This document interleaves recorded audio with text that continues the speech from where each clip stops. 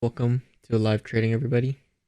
And today I am just leaning bullish as of right now, solely based on the fact of this 4-hour SMT divergence on the lows right here, right? So I want to see right here on YM, we have this SMT divergence. So on these lows, I want to see how we're reacting. And on the hourly chart, we can see that we're beginning to respect bullish order flow, right? So we're paying attention to immediate order flow. What is price doing right now? Well, this right here is an hourly unicorn, right? Being respected. So which way is price pointing? Up, right? And so now we just continue with price and see how we react to immediate order flow. So right now I can see this fair value gap is what I'm paying attention to. Are we displacing away from it? So just continue to watch that. We have news at 8:15 and 10 a.m. So I would be more inclined to look for trades at 8:45 a.m. or 10:30 a.m. right, 30 minutes past the news event, so that we can look for something to do.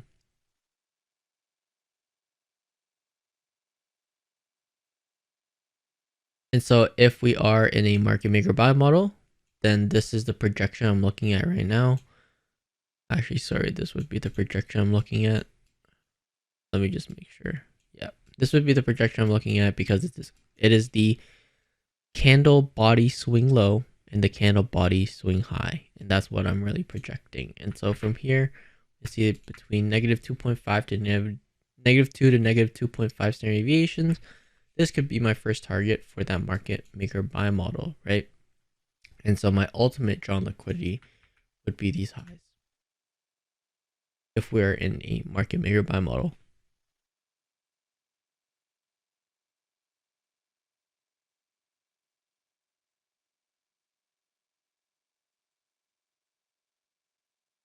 I can project on ES.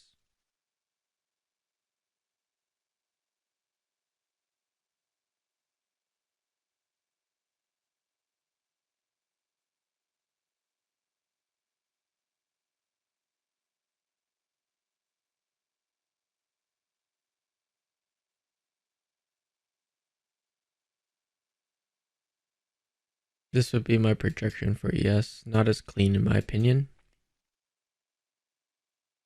So what I would also do, or you could do, is cross-reference the markets simultaneously. So essentially what I would do for targeting, if one targeting is not as clean as the other, is watch NQ.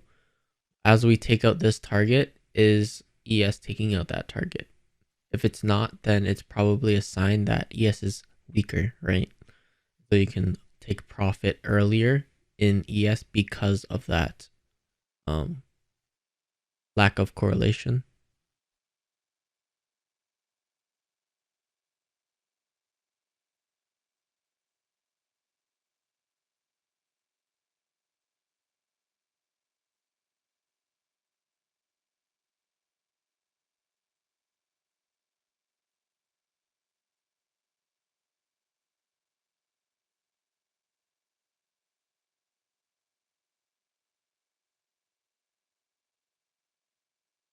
News is out, by the way, 50 seconds ago.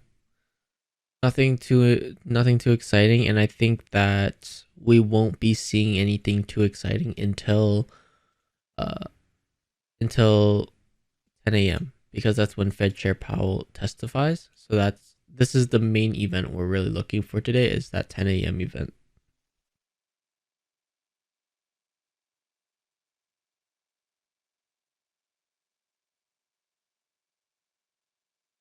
So if you're using my model, then you could just draw your quarters, right? So let's just mark up really quickly. What are we looking for?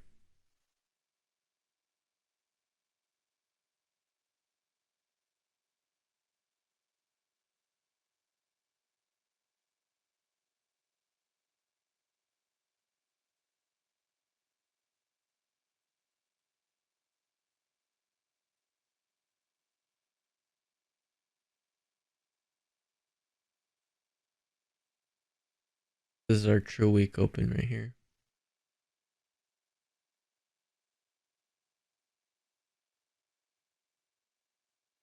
week open, and then we can refer to our true day open. Right.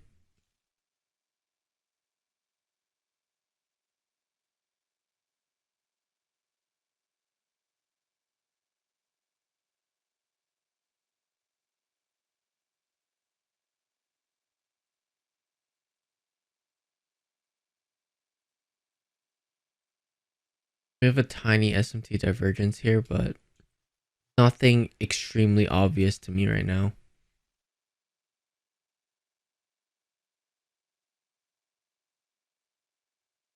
So now we can also refer to our sessions quarters, right? We're just kind of doing a top-down analysis. And this time, instead of price per se, we're doing it in terms of time. So here is our session open.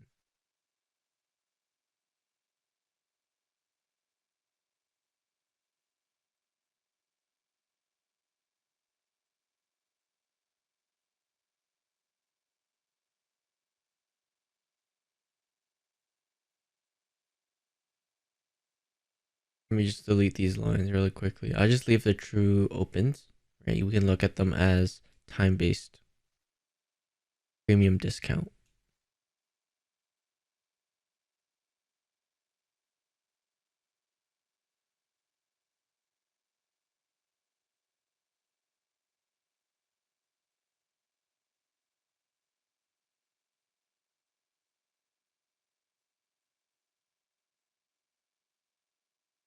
Nothing super clean so far, in my opinion, in terms of setups coming up. We'll have to see if we can get... Okay, so if we're bullish, what I would like to see is all of these lows on one of the markets, at least one of the markets, to take out these lows. So then we get SMT divergence. Some sort of SMT divergence on these lows. That's what I'm looking for right now. So we're going to have to wait for some sort of news event. And if it doesn't give it to us, then it is what it is, right? Because, once again, that is our model. We do have SMT divergence right here, though. Boss is making me move stuff around offices. Damn, bro. Alright. All good, bro. This is recorded anyways. You just rewatch it. And then... Yeah, I mean, just like have an AirPod in or something if you want. But, you know, like, you don't have to trade. You can just kind of learn.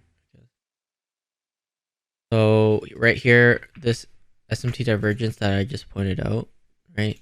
This can be significant right here.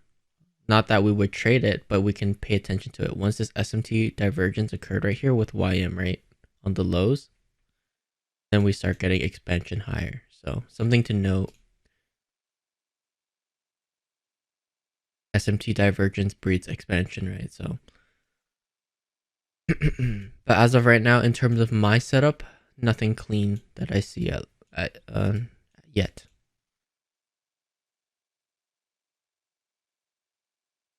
Because here's the thing is that why I'm leaning bullish is because what are we doing to bearish order flow? We're just disrespecting it, right? These bearish fair value gaps, we're kind of just trading above it with new fair value gaps. So that's something to pay attention to. And so at 10 o'clock, which is when the 4-hour candle ends, how perfect that we can dig down into some sort of inefficiency and look for higher prices, right? So I think the real trade is going to take place at 10 a.m. most likely. Because right now, all of this is kind of just noise to me. I can see it's generating low resistance liquidity, but at the same time, it's not something I'm super interested in. Because if we were to target these lows, then we're going to be looking for a short, right?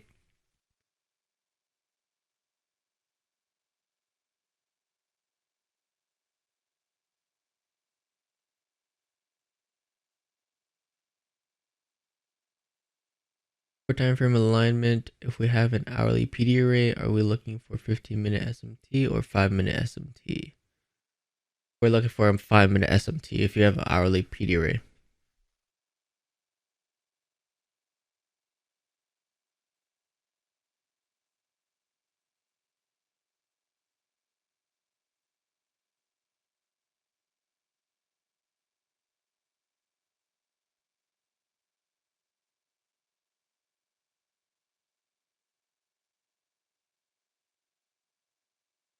Anybody have questions about my analysis so far? Or is all good?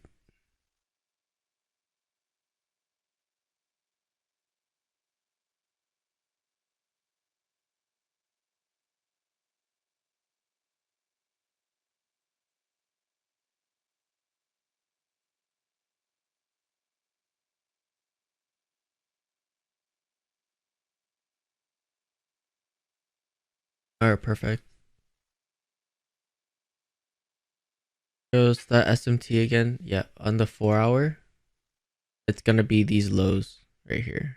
So from Thursday last week to 2 a.m., right? This low. You see how YM takes out that low, and then NQ and ES fail to take out that low.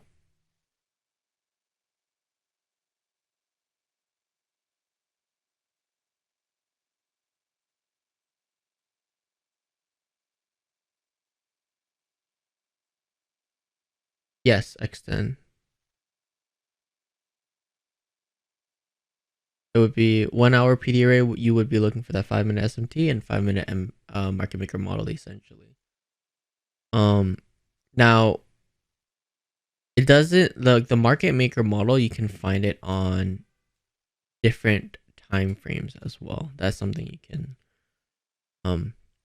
be aware of. Is like if we're in a larger scale market maker model, for example, like yesterday we were market maker sell model, then when we're trading our model, we can target that hourly market maker model rather than just a 5-minute market maker model to get a much larger target. If that makes sense. So it really comes, once again, it comes down to context, right? So where are you in terms of price right now? And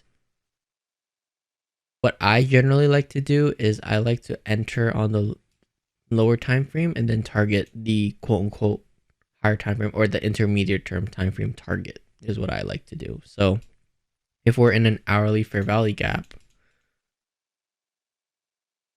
so this is just, let's just say this is just an accumulation phase of a market maker model on the hourly chart. So down here is where I'm looking for my trade on the 5-minute chart, for example. And so right here, I can target the hourly target to get a larger trade in. That makes sense?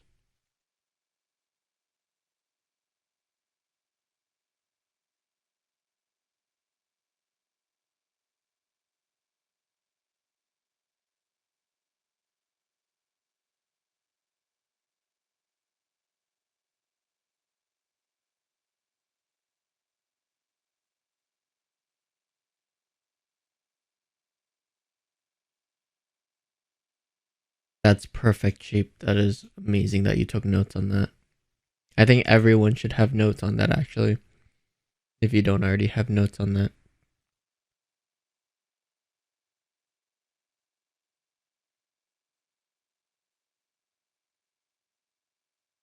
Do you ever pyramid your entries? To be honest, I don't. I think it's just because, like, I'm satisfied with my. It's like my trading style doesn't even allow for pyramiding, to be honest. It's like the way I enter my trades, I already enter pretty heavy position. It's like I'll enter 10 contracts or 5 contracts, which is pretty hefty already. And so I don't really want to pyramid more positions in as I'm in my trade. I rather just manage it and I'm satisfied with those contracts, because that, like 10 contracts, 5 contracts, that yields a really big return already. And I rather reduce risk as I'm in a trade rather than endure risk. You know what I'm saying? It's like if I'm okay, let's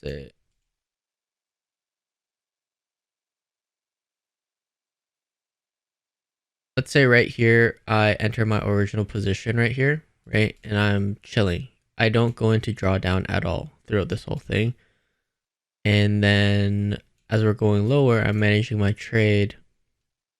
And I see here, oh, maybe this is a good opportunity, this breaker and this fair value gap. Over here, I want to enter my trade. So then I decide to enter another trade, pyramid my position. So right here, one, I'm already enduring a pullback on my original position, right? And then if I add another position, yes, it could go in my favor like right away, essentially. But at the same time, what if it does this? And then stops me out of this extra position that I pyramided in, right? Now I'm taking an unnecessary loss. And on top of that, I had to endure pretty much double the drawdown that I originally would have had to. Exactly. They're separate bets. So my money is on that initial bet that is the highest probability. This up here is my A+++ setup.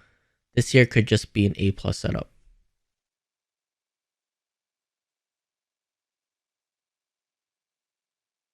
And so the fact that I'm already in this position here, why I don't like to pyramid positions in, is because yes, you can call it separate bets, but at the end of the day, you're betting on the same trade idea.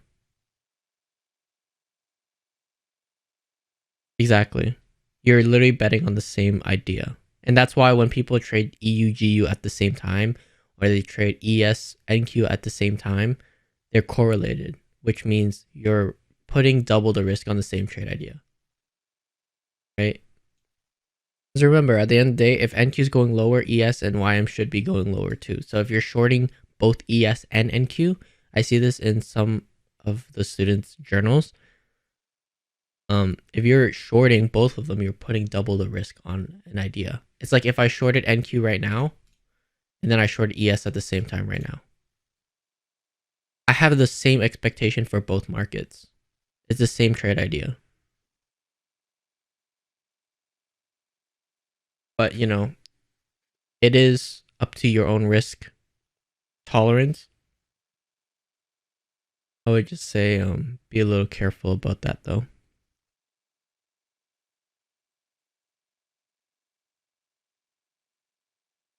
Let me check that hourly chart for you. Hourly unicorn. I mean, you could call this a unicorn, but this is pretty far back in my opinion. I think if we're paying attention to unicorns, it would be like immediate. Where's the immediate unicorn model? And so like you can say that this right here is the immediate unicorn model, right? Because this here, you're really looking at a very, right? You're looking at something like this. Whereas here, this unicorn is like right away, if that makes sense. Right? Does that make sense? It's like proximity. It's like it's right next to it. It's just that market structure shift pattern rather than having a low and then you have consolidation and then it displaces lower. Then your market structure shift pattern is really where it's really up here instead, right? And so if I were to look for a bearish unicorn, then it would be all the way up here. This one right here.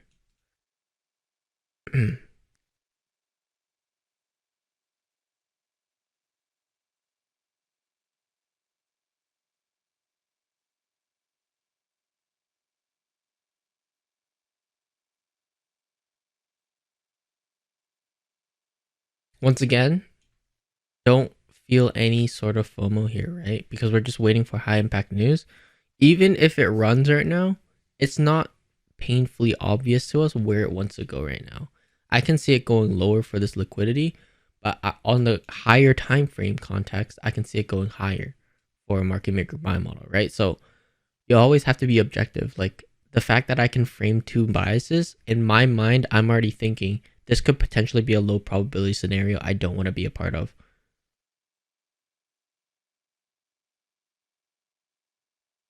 And so we just wait until it's like, okay, sell side liquidity has been rated, SMT divergence with a higher time repeat rate. Okay, let's get it. enter the trade. You know what I mean? That is what I want. That it has to be so clear cut that if I'm wrong, I know like exactly why I'm wrong.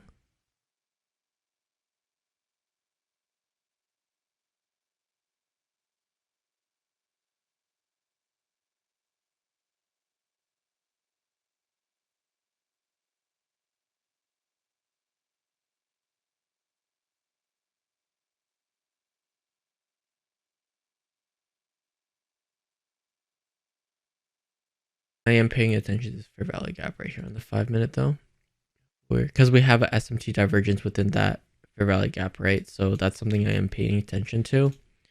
I'll just annotate it for you guys so that you guys can see what I'm looking at.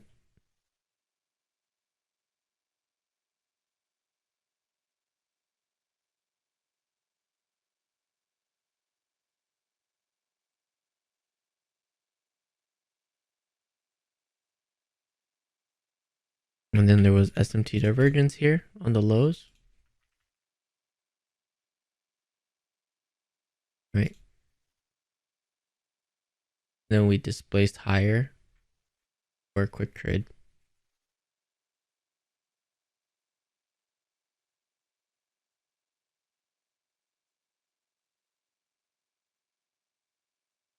Right. It's the same exact setup. Hourly fair value gap, SMT divergence within it, we displace higher. And then you could have taken profit somewhere here. You can also use your projection swings here if you wanted to. And -2 standard deviations, that's your take profit.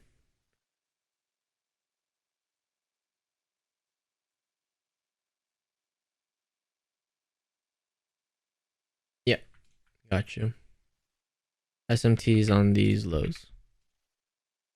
Like that.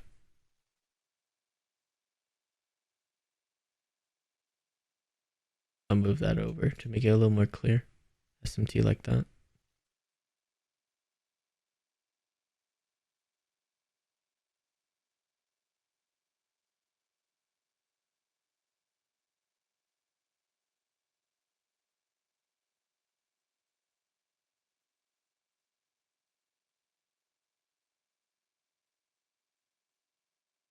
Right, this would have been a very nice trade, but remember the element of time, which is why we're not trading right now. We're gonna wait for those economic news counters, events to ensure the highest probability.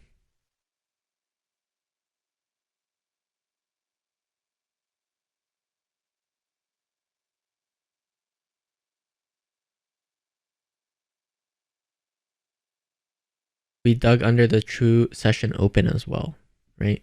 So this original here, I'll just leave it on the screen actually. Right? This is what we're paying attention to as of right now.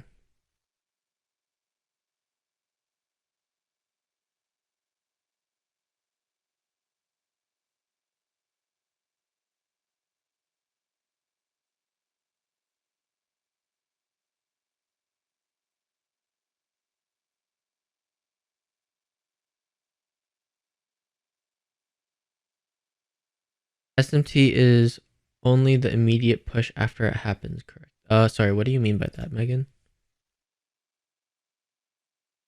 Like the expansion that follows after a SMT divergence? I want to say that is SMT divergence. SMT divergence is just when correlated markets aren't really moving in tandem. And so when we get SMT divergence, the reason we're expecting expansion after SMT divergence is because of institutional sponsorship, right? So if SMT divergence is some sort of institutional sponsorship, we're expecting them to move the market a lot right after. So right here, SMT divergence, displace higher. And right here, what do you have? Your unicorn model, right? Right there. You could have entered there.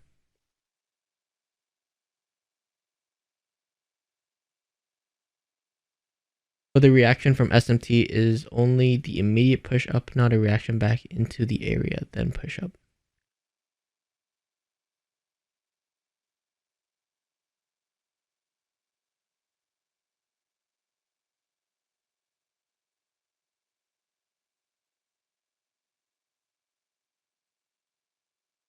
I'm sorry. I'm just trying to like visualize what you mean by the.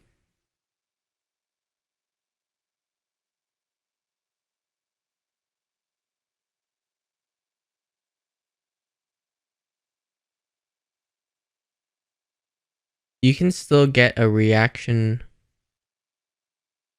It's an immediate reaction, not a delayed reaction. Sometimes you can have a delayed reaction. So like, let's just take this 4 hour.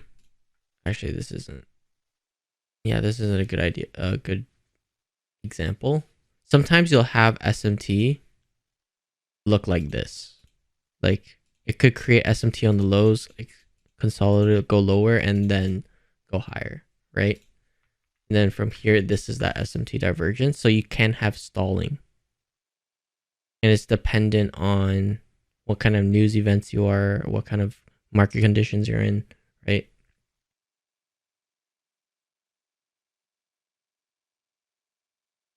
Yeah, no worries, Megan. There is a barrier for sure when you're texting.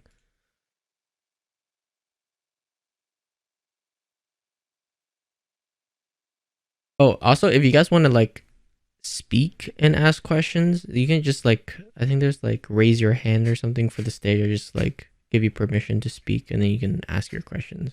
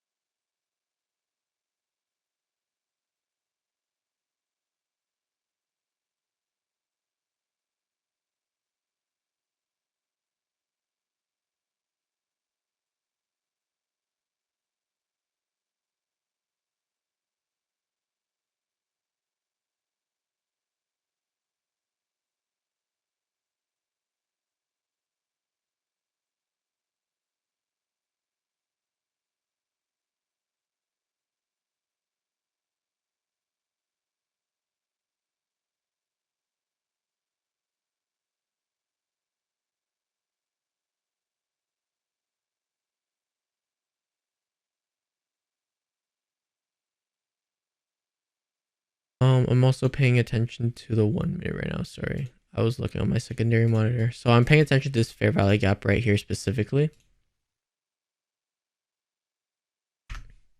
Right, see how I react to that. There's actually a balanced price range right here.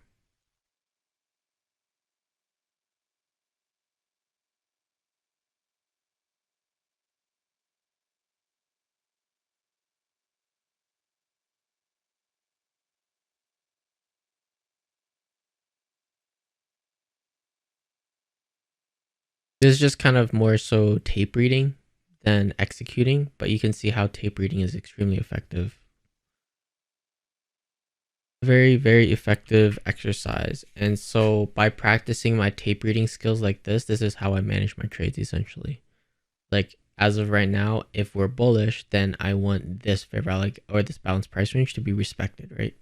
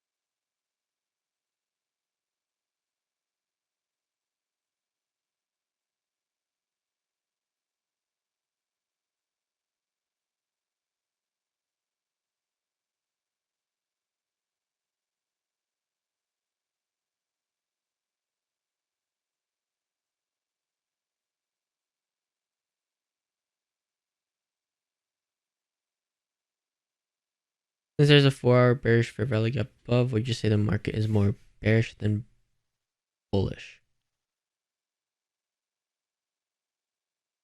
I would have to wait and see, right? So if we're paying attention to this fair value gap, this 4-hour fair value gap, then we're gonna have to refer to 15-minute time frame and look for SMT divergence. And right now we don't have that. So as of right now, I don't consider this 4-hour fair value gap an immediate threat, I guess, to our bias. But if we do get that SMT divergence, then we can look for something.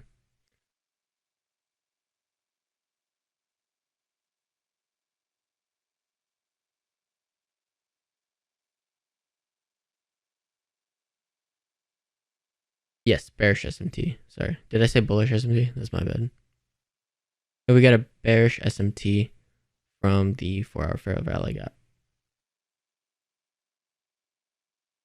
on the 15-minute chart.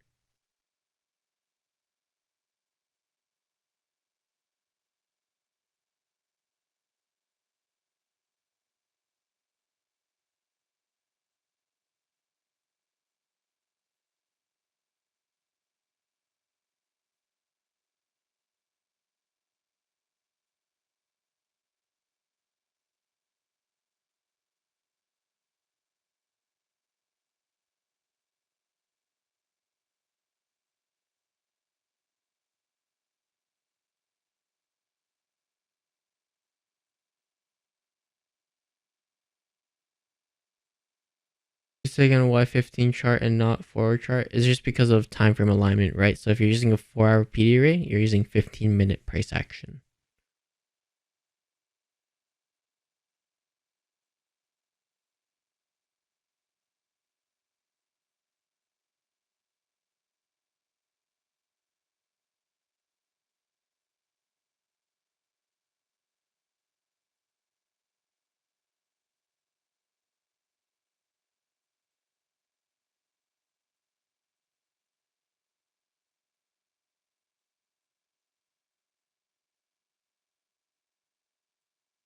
Yeah, what Bitcoin's doing.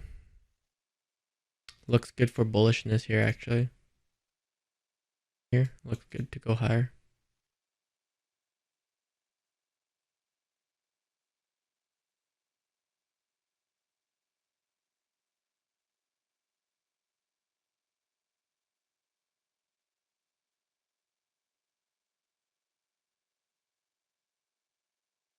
I want to see what the bigger target here is, though, if I was looking. Guess I'm gonna have to look at the monthly chart now. Kind of hard to do projections though on a market that kind of just does what it wants.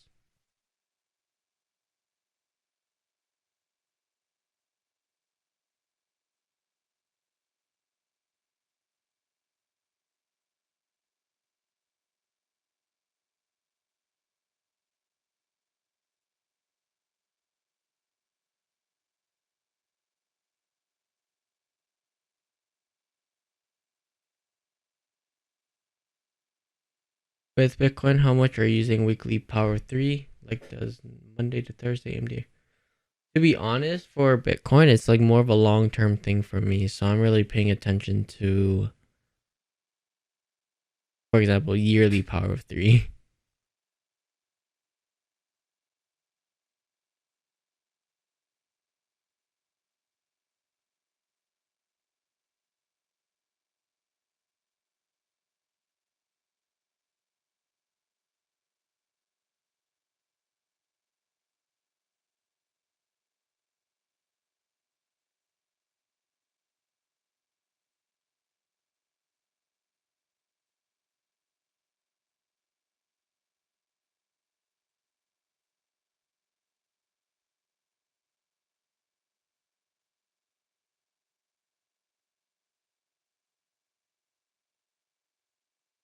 I can see us just generate liquidity here, to be honest. So far so good though, based off this fair value gap that I annotated earlier.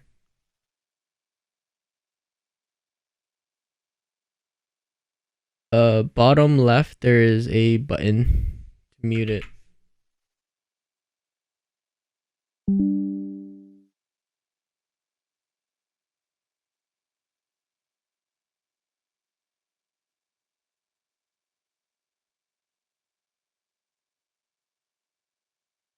I don't know why there is music when there's a live going on. You know what I mean?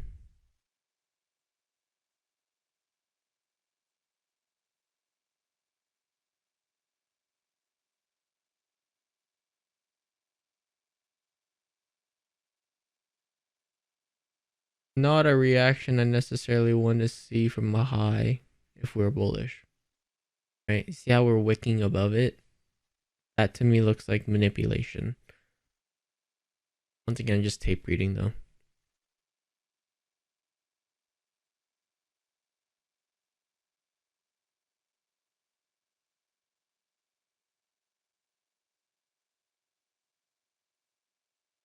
Honestly, there's not gonna be much to do for the next hour or so. So you know,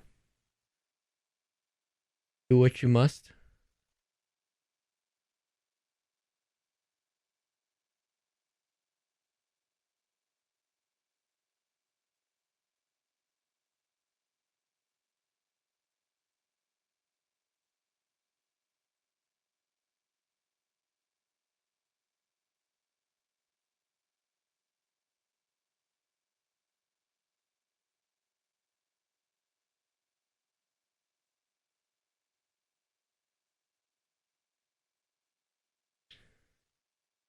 Is that what you're saying? You're bringing up Brawlhalla? I was debating it, but I honestly, I feel so like tired right now.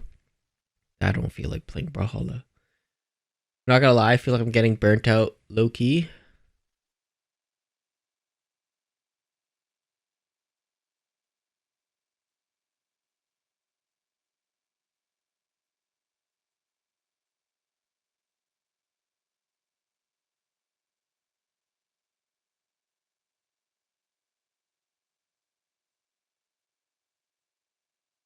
'Reconvene at 9:45.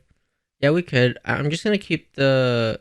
I'm gonna keep the stream on, and I'm just gonna chill here. Like honestly, like right now we're not really doing much. We're just kind of chilling. So if you guys have questions, stuff like that, feel free. Tips for a beginner Valorant player.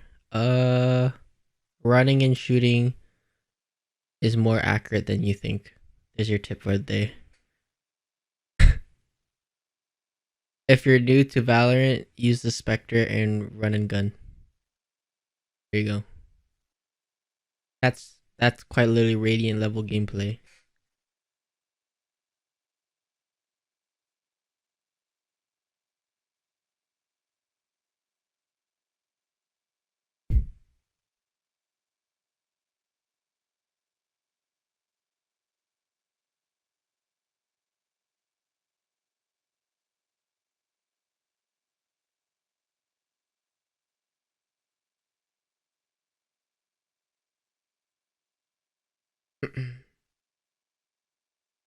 He shows how you to calculate the R like you did yesterday. So this is what I do. Okay.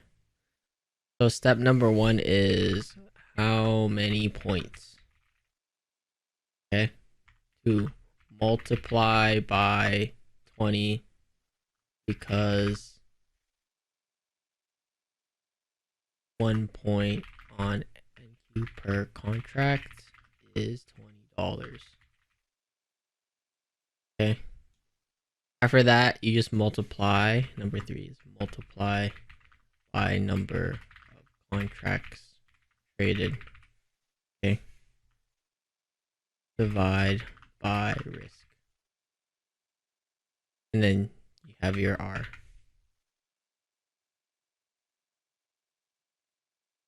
So let's say I caught a 10-point move on NQ. And yeah, risk in dollars. So I just generally set my R. So you're going to have to set your R to something. So my R value equals 0.5% risk, okay? So that's just automatically what I'm setting it as.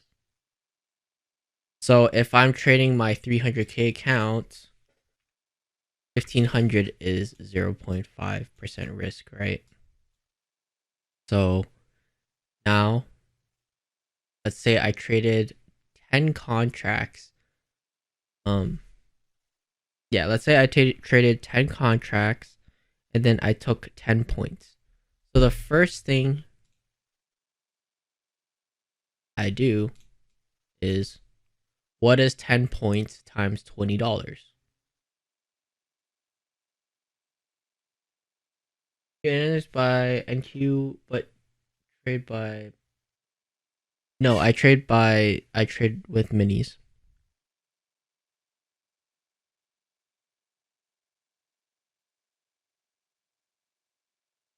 So this is how I do my calculation. If you do MNQ, then you would divide it by 10, right? So one contract is $2 per contract for micro.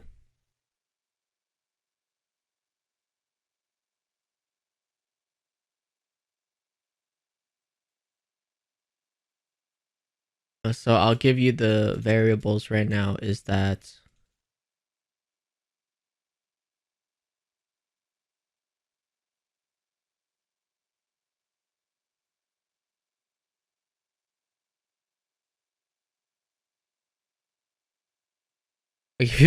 we're doing math now. Math class, everybody. Class is in session. So let's say your variables are, your R is 0.5% risk. Okay, that's how I do it. So that's $1,500 for 300K account. And then you have 10 contracts, and say you caught 10 points. Okay, and you understand that for every point, 1 point equals $20, right? So step number 1, how many points you have? 10 points. Okay, perfect. Great, amazing. All right, so now multiply 10 points by 20, because every 1 point on NQ per contract is $20, right? And so now we would do our multiplication. What is 10 points times $20, everybody?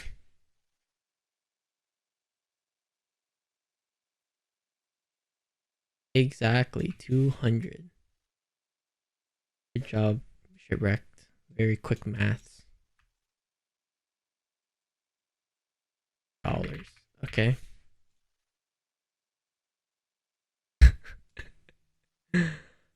All right. So, what's the next step? Multiply by the number of contracts you traded. And so, in this case, I used 10 contracts for this trade. So, what is 200 times 10, everybody?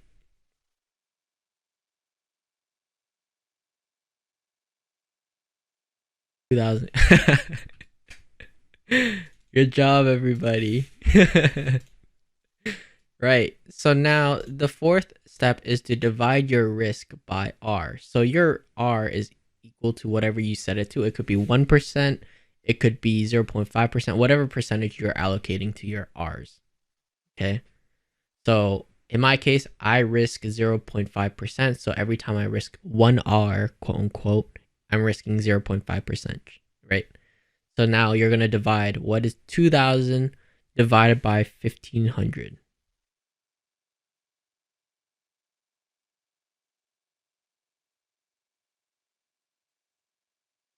Good job, Shipwrecked. Amazing, right? 1.3 R. And so now that's your R on the trade. Does that make sense to everybody? That's your demon. Does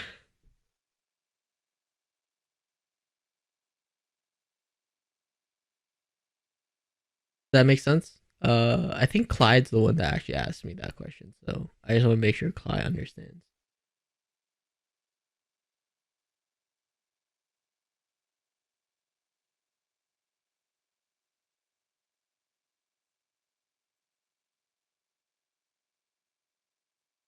If you're going for 2R, how does that fit? If you're going for 2R, you're really just targeting based on your stop loss positioning.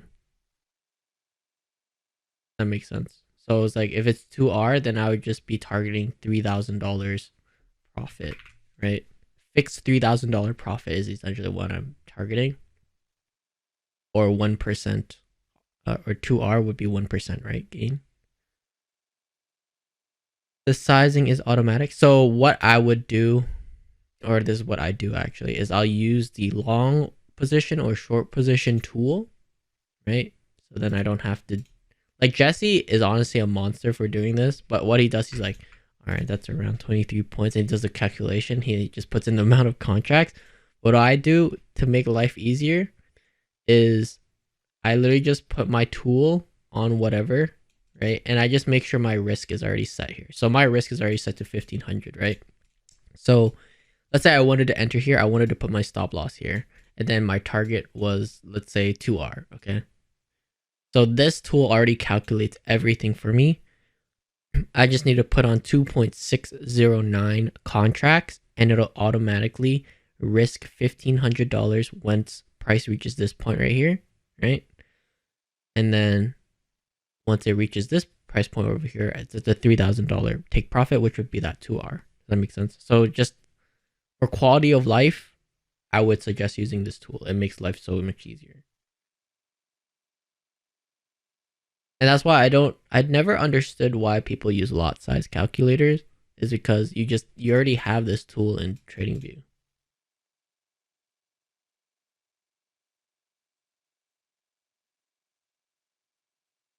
I guess a lot of people just don't know how to use it.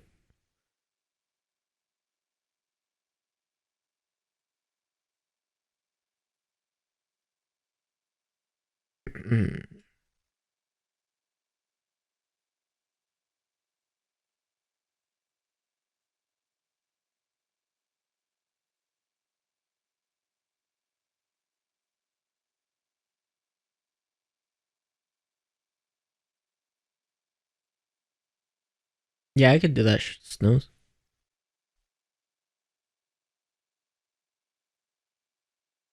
So now we are in the hourly Fairvalue gap. Would it be fair if our bias was bearish that we would start looking at the 15-minute for bearish SMT and then look for a 5-minute or 1-minute for entry? Yeah, you could do that. If it's a part of your plan and part of your bias, go for it. Right? Once again, I can frame a bias for both sides of the market right now. That's why I'm not executing. If I was like just strictly bullish here, I would have executed long right here. But you also have to ask yourself time, right? Time is also important. So it's not the most high probability time right now to trade, quote unquote. Actually now it is. Sorry. 9 a.m. today to 10:30 today is the highest probability of the week because it's Q3, which is Wednesday, of Q3, which is New York AM session, of Q3, which is 9 a.m. to 10:30 a.m. So today is going to be high probability setup.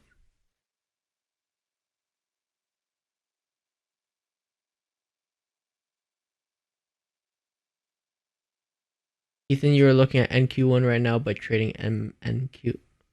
I'm trading NQ.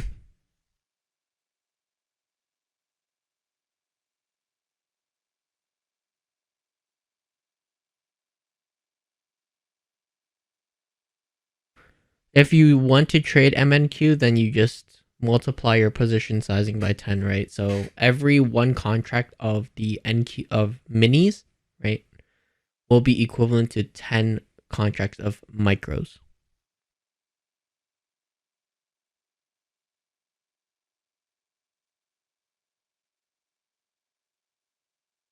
One NQ contract. 10 micro NQ. Like that.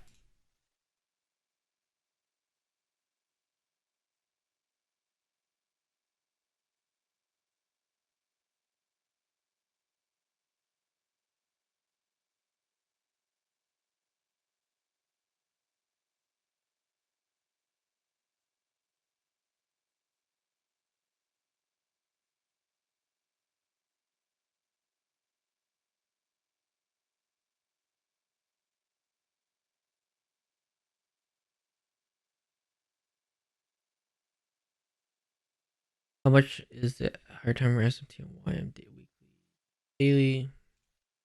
This one on the highs, right? So I am looking at this, but also recognize what's happening on the lows now. Is you're having another SMT divergence, right? So I'm just paying attention to the most recent SMT divergence. If we didn't have SMT divergence here and we just displace lower, create that market structure shift, then I would be like, okay, we're probably bearish. But because we have this massive SMT on the lows now, we can start looking for bullish price action, if that makes sense. Especially in a bullish market, right? So we don't want to try to pick the top here. That's not our goal. Our goal is to pick bottoms in a bullish market and we pick tops in a bearish market. That makes sense? Say again. In a bullish market, we try to pick bottoms, and in a bearish market, we try to pick tops because they will have recurring characteristics.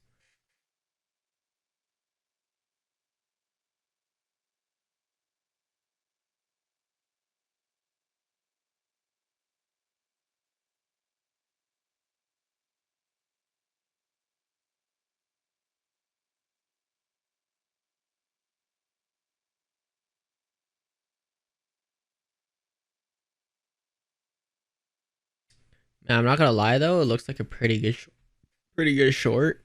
I just don't want to fade my own idea because I feel like through experience fading my own idea, it never ends well for me.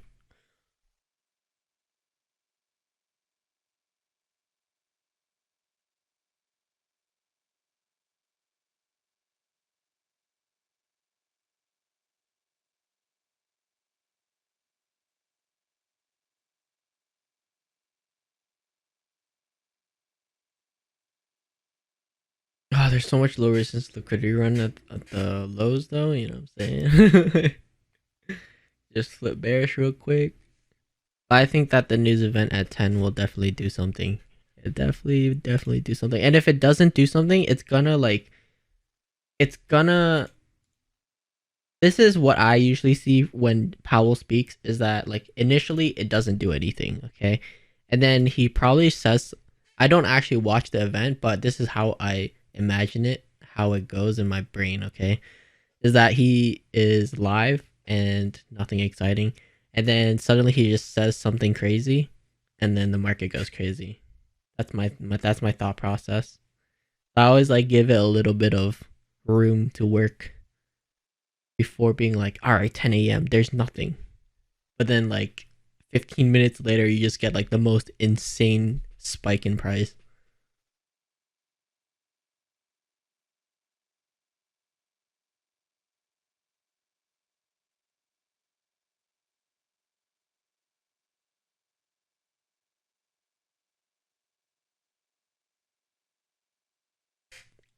It's like Tesla. Okay, it's like Tesla with Elon Musk. Okay, but now it's like the whole economy with Jay Powell.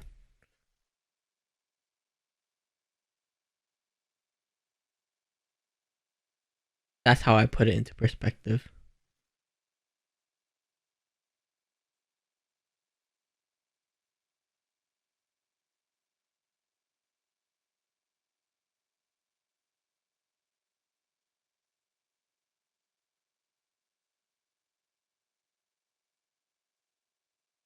For real.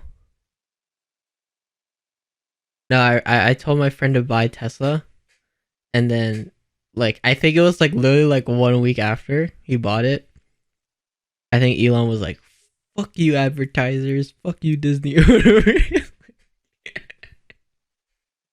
was like, that's a wrap."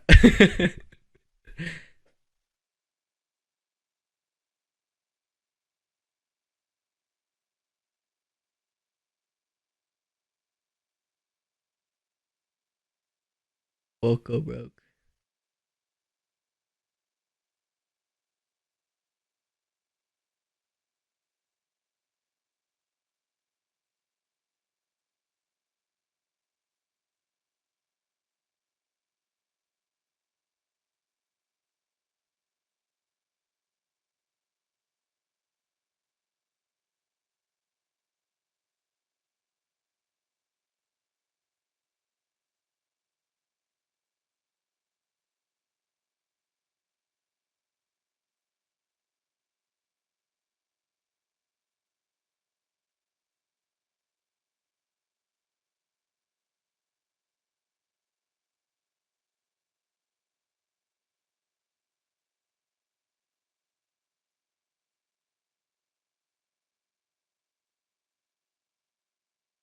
It's a meta at 195. Now dividends.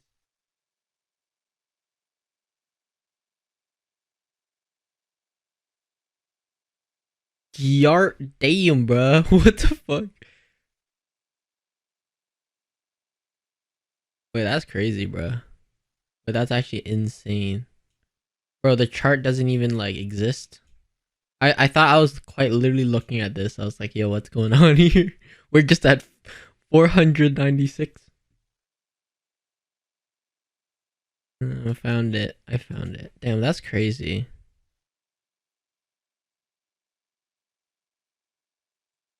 What a play, bro. Astra got in at 174. Now it's at 89 cents. Yo, that is crazy.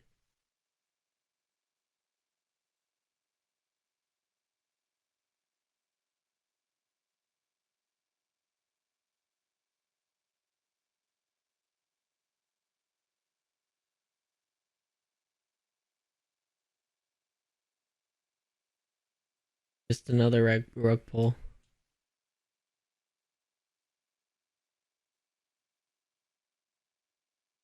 Once again, paying attention to immediate order flow, right? So that would be this for real gap as of right now.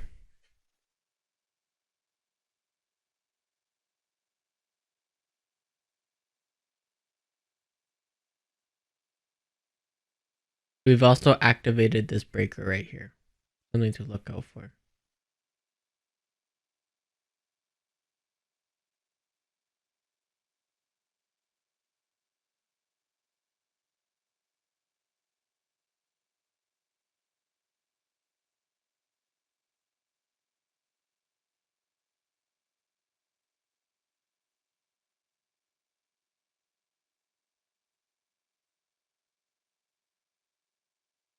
Yeah, I think today's gonna be a pretty long stream because,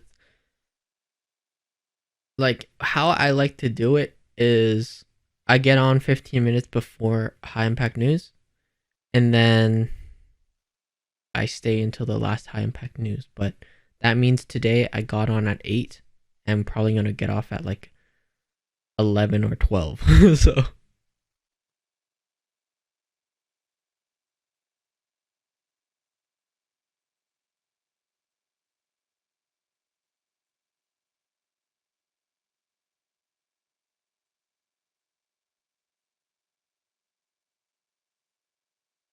So that's awesome, Snows.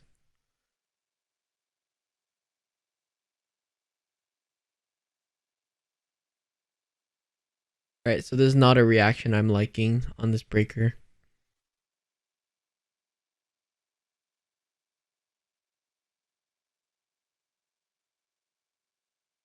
So we're gonna have to pay attention to this fair value gap now.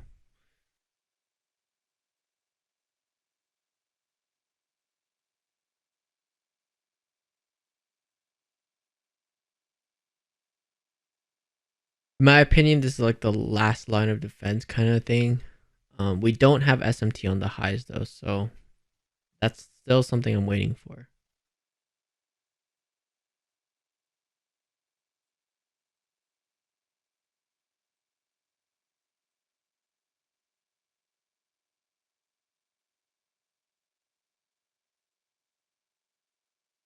But once again, I know I said it a lot of times, but it's just waiting for news. News is extremely important.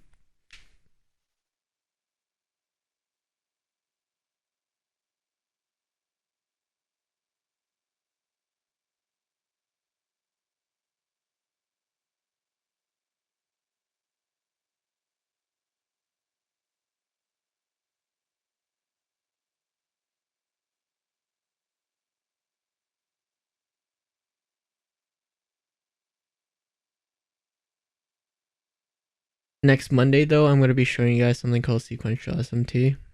Pretty really good stuff. They taught it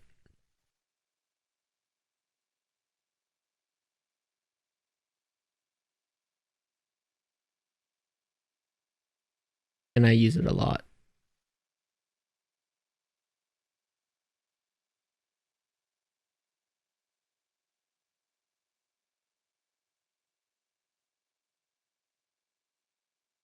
No, for real, Snow, that is the sauce.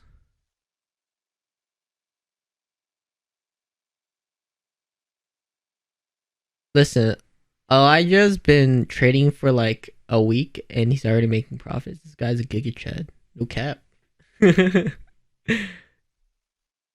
only thing I've taught him is sequential SMT, time based liquidity.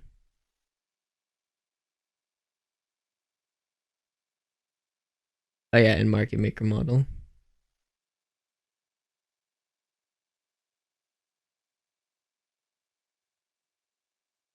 Juice, juice, juice.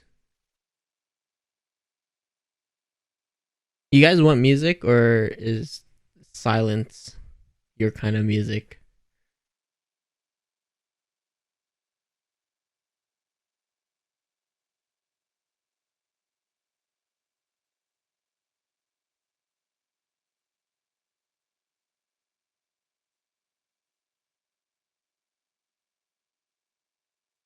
Bro, you know I'm getting fat when I got that heavy ass mouth breathing.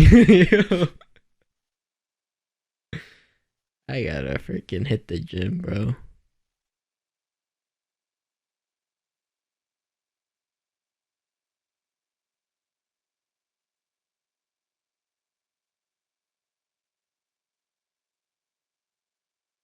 Hey, yo.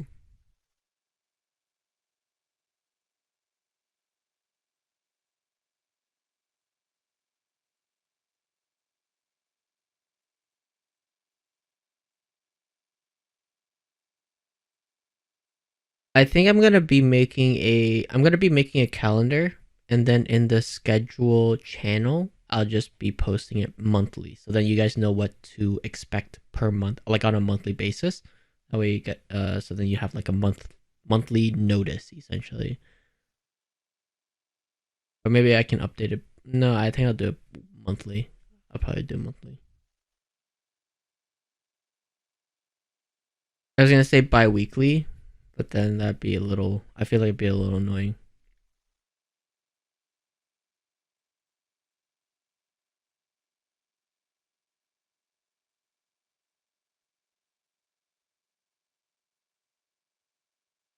Alright, peace, Eli. Yeah, I'll be streaming until like 12, maybe 11 or 12 today. So see what the market has to offer.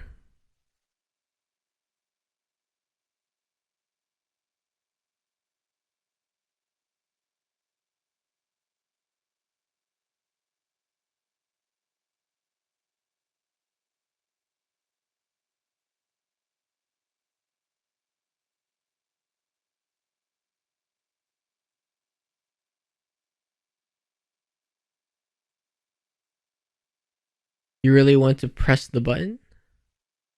Do it. See what happens. Let's see if you learn a lesson today.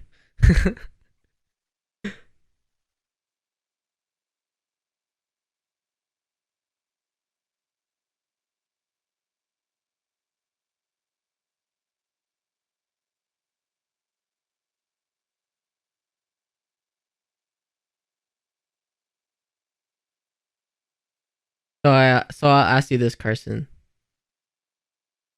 Would you okay, I'll ask you this right now. If you log into your live account right now, let's say you had a live account with $100,000 of your own capital, would you be pressing a button right now? Exactly.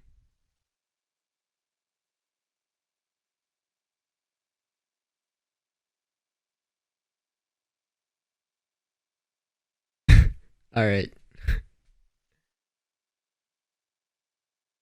Some people just gotta learn the hard way. Gotta go through their own experiences, you know.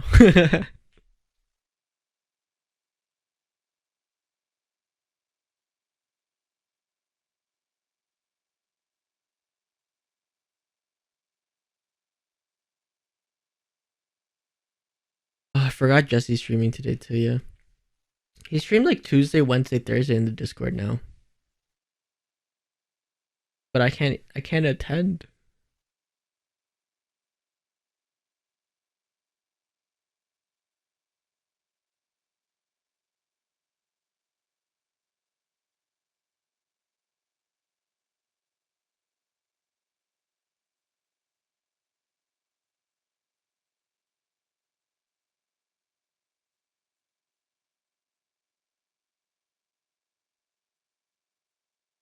Thanks for not ditching us. Yeah, I got you guys.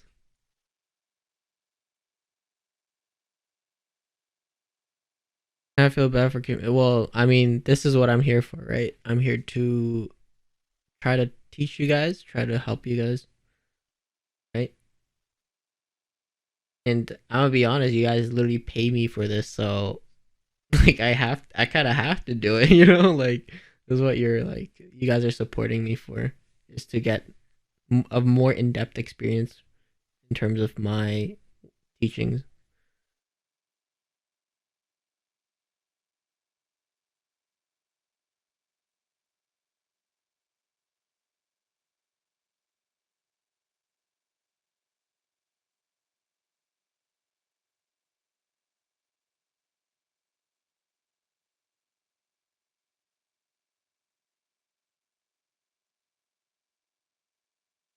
Appreciate the kind words. Like the reason I do this is because I enjoy helping others. You know what I mean? It's like it's very fulfilling. It's like you can make as much money as you want, but it's like at the end of the day, it's like kind of selfish if you only you kind of just like I feel like it's somewhat selfish if you don't give back in some sort of way. It's like if I had $1 billion, I don't need $1 billion. Not saying I have $1 billion, but I'm just saying I don't have them. Like if I had $1 billion, it's like it's probably better to give back to people than to like buy $100 million car. Like, what is the point of that? It's literally just to like flex or to show off, right? No point in that.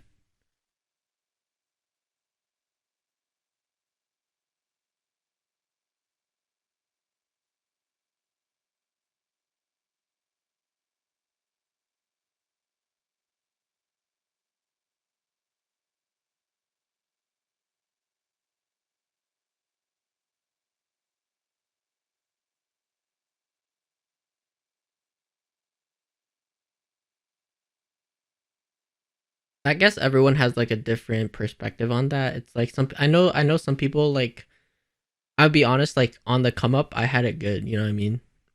It's like I was like very blessed to be able to like pursue trading full time and stuff like that. But I know some people are like, I put my blood, sweat, and tears into keeping a roof over my head, and I finally made it. I'm like, nobody helped me. Why would I help anybody else? This is like that mentality, right? It's like that's understandable. It's more of like a psychological barrier. I feel like for them, it's like I agree. It's like yeah, they worked hard for it and they deserve it.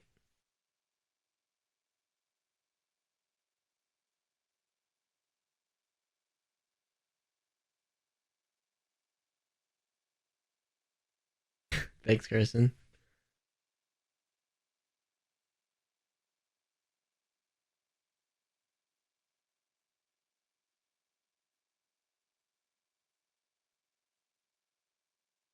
I think that's like the biggest thing though. This is completely unrelated, but it's just like trying to put yourself into a perspective of others, like so important. Once again, super unrelated to trading, but I'm kind of just going through my thoughts here.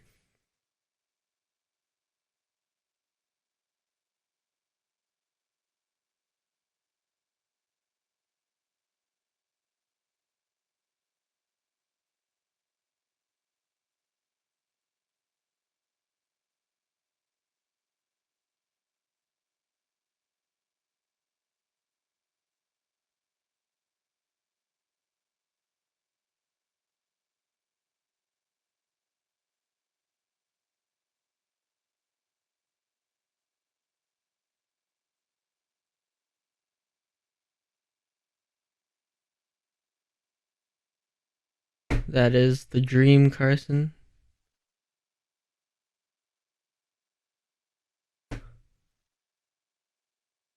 Is that TP2? It's not. Not yet. Almost.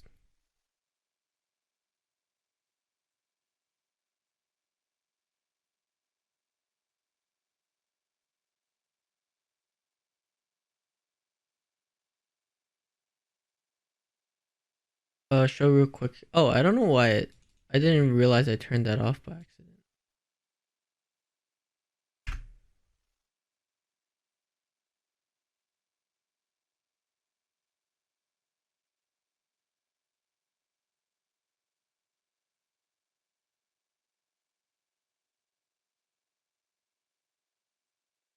Thanks, but why there? The reason I put here is because SMT. So I always put my projections on SMT divergence since it's a sign of institutional sponsorship.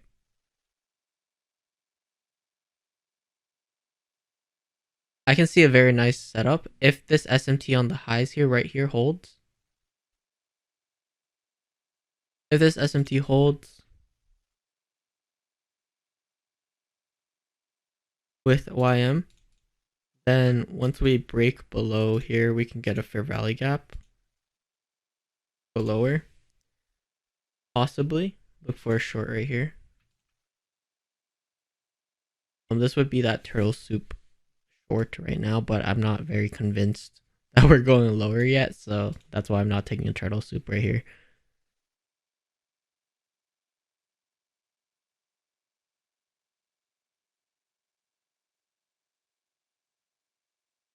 But right now, once again, this SMT has to hold for this to be valid. YM looks like it does want to run higher, so we'll just have to wait.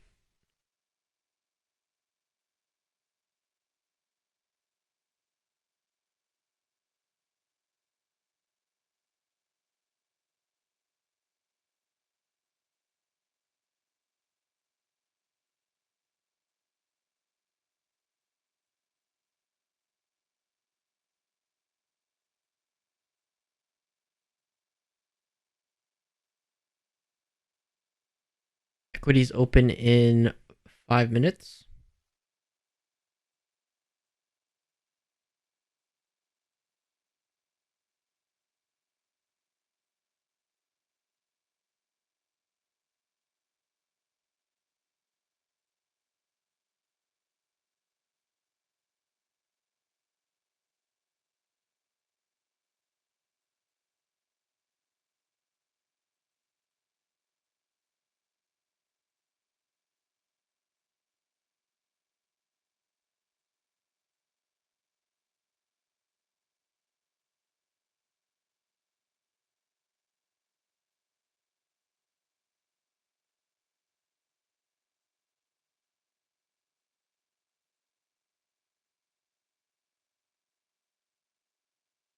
SMT did not hold. So now we're back to the waiting game.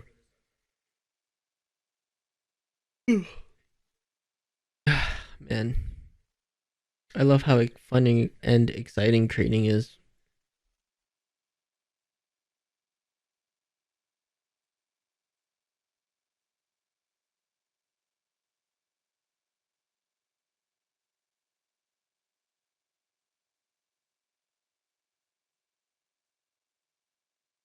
To be honest, I feel like that's why Dodgy does so well with his, like, not only his trading but his Discord as well, is because his model allows him to be like, oh, inversion gap here, take this trade. Inversion gap here, take this trade. Inversion gap here, take this trade. So it's like, it's actually like it's like somewhat exciting. You know what I mean? But like my model's more like, all right, guys, we're gonna wait and we're gonna catch the 20R trade.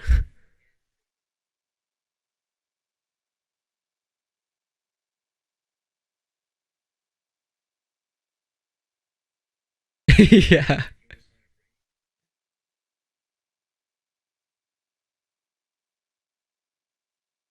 Dodgy's model is definitely like, it's awesome, but it's just I wanted to understand the market more in depth, and that's why it's like I trade the way I do. I feel like it just fits my personality. It's like when I'm managing my trades and stuff like that, I'm like consistently tape reading.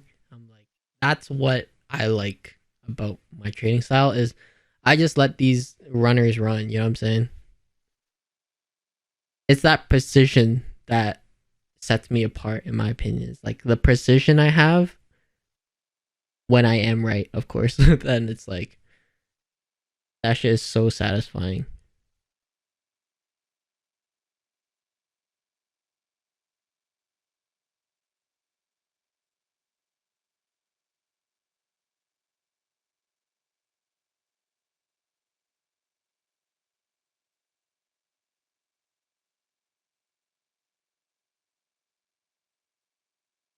Yeah, 100%. I feel like my analysis wise, like analysis, I think I have like 90% plus accuracy on analysis. And what comes down to like trading win rate, I have more so like 65 to 85%, something like that, like in that range. It's still pretty good. Consider I usually catch like minimum 2R to like 5R or like sometimes 10R trades. I think it's still pretty good.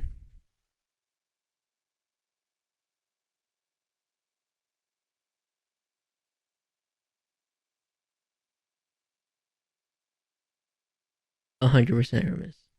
But the fact that okay, so this is where trading is such a high value skill, right? Is like one, not a lot of people can do it. So being an analyst, it's like that's already a skill in itself. So you can sell your skill as an analyst, right?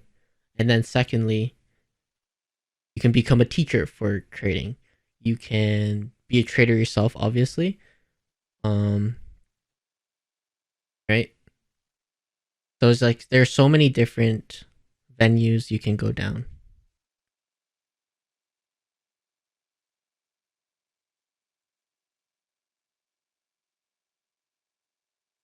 Yo, what's up, Daniel? Jake? You guys are late to the party.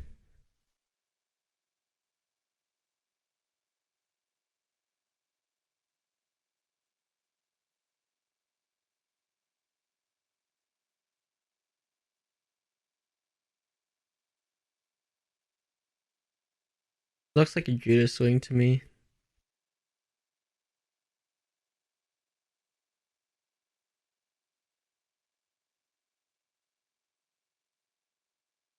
One of these markets gotta run this shit out. One of these markets.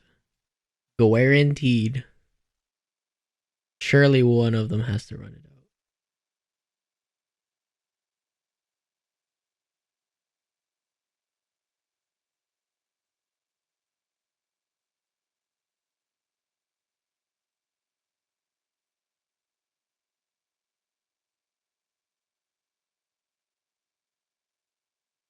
So um that is pretty much final TP. This is where I usually put my final TP. Is negative 3.5 standard deviations. I like it more than the negative 4 standard deviations personally. It's really bothering how it's not like centering itself with that line, but it's fine.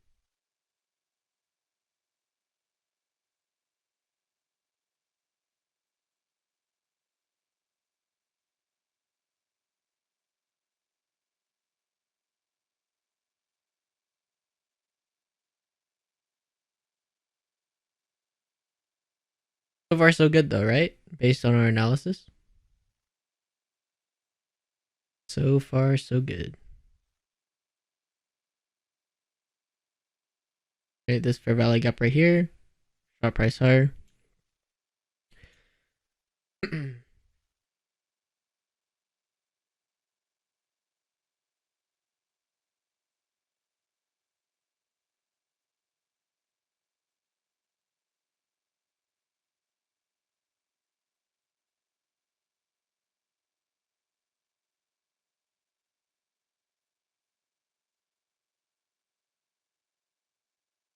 Damn man, I want to short so bad, but don't want to get stuck in that narrative. Yeah, just you have to be objective about it. You can't give in to the emotions. No, you can't give in to the emotions.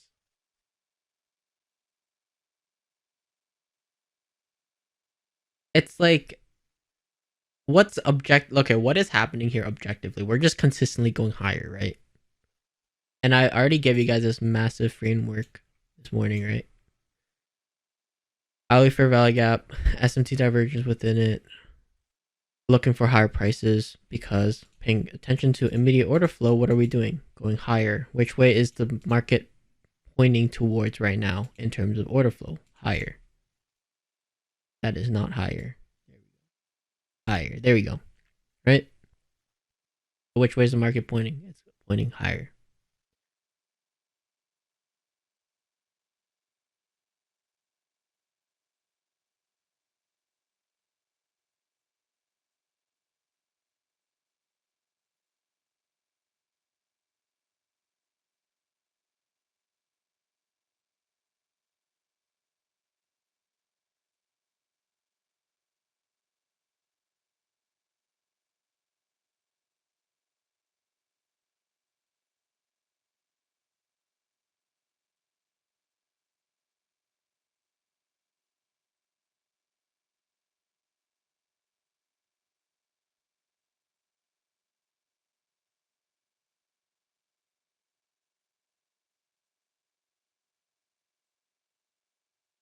If you're enjoying the stream, hit the like button, subscribe.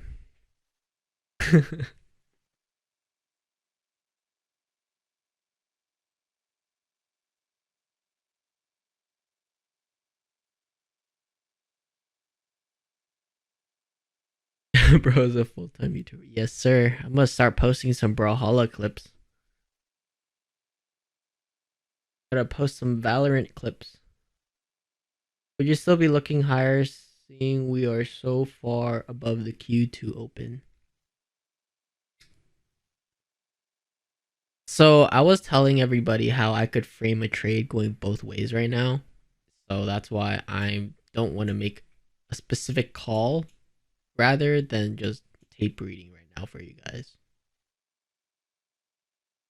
But my higher time frame bias is overall bullish. So that's what I'm leaning towards.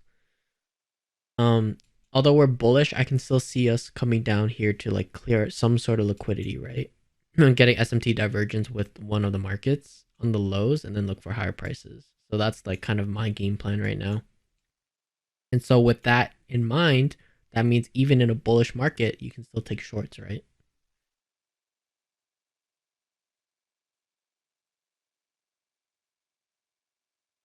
So this right here is also an SMT. This would be your turtle soup right here.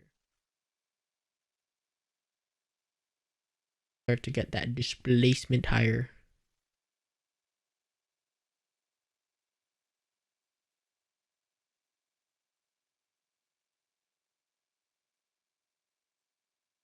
This is a significant rejection block right here. Pay attention to this. See how I react to that.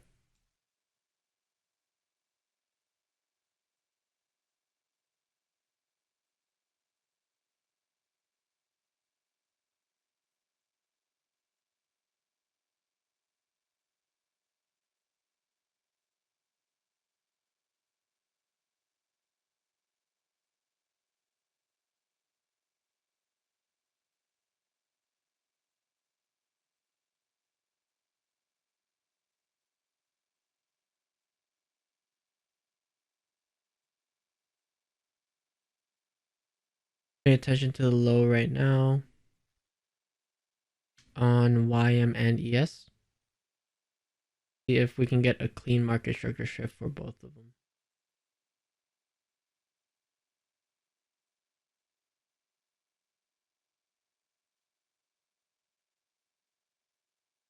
Order filled. Order filled.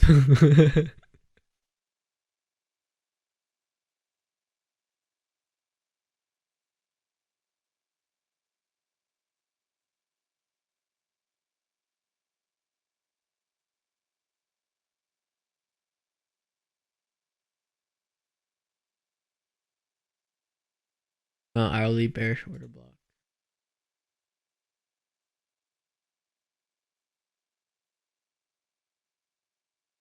I usually pay attention to the candle bodies themselves, but you can use the wick if you want.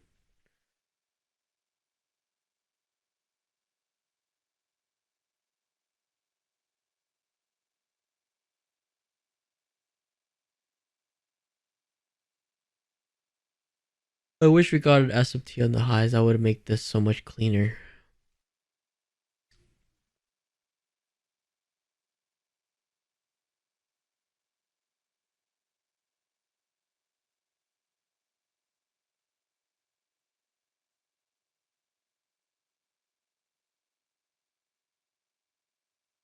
I'm just gonna wait for news. I'm gonna be honest. 20 minutes until Jay Powell speaks.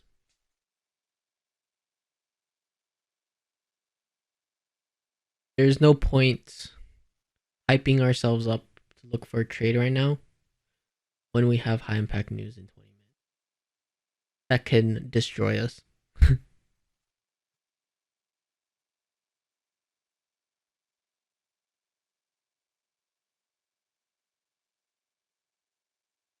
I've been through the motions too many times to know that if I push the button right now, I'm gonna get wrecked.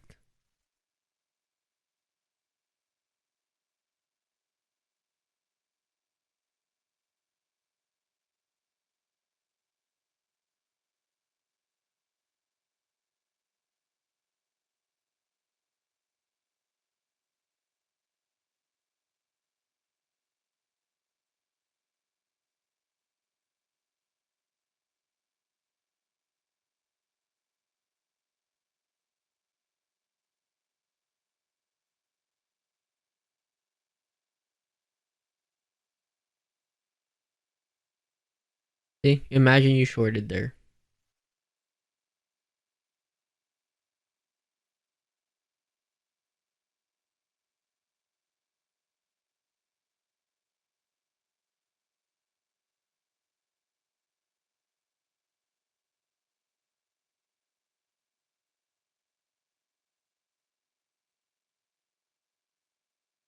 What do you see, Daniel? What you seeing?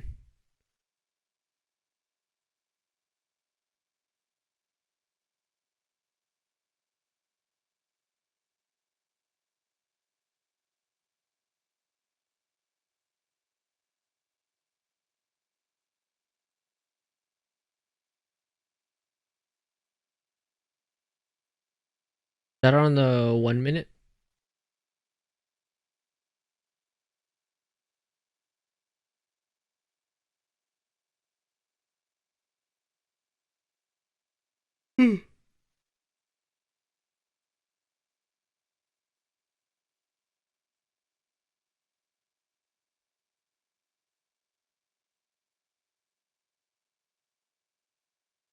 I don't see SMT. No, I don't see any SMT.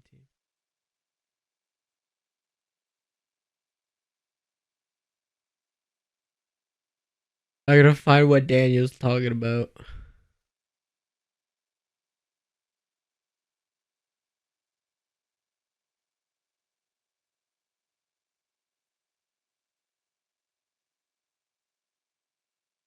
Oh, I see what you're talking. Well, yeah, that would be with YM as well.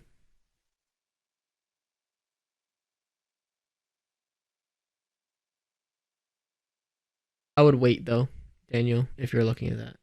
Once again, there's high impact news in less than 20 minutes, and also what confirms SMT is market structure shift, right? So that's something you guys can look. Yeah, I'm paying attention to this rejection block up here. I want to see if we can get some sort of downwards price action.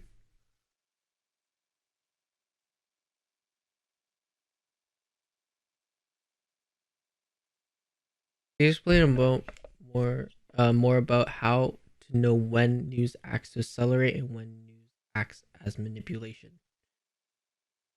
Extremely simple logic here is just okay. Let's say news is right here. Okay, this is news.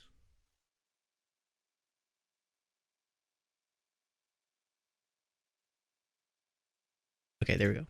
This is news. Okay, so you're asking yourself, have we gotten either.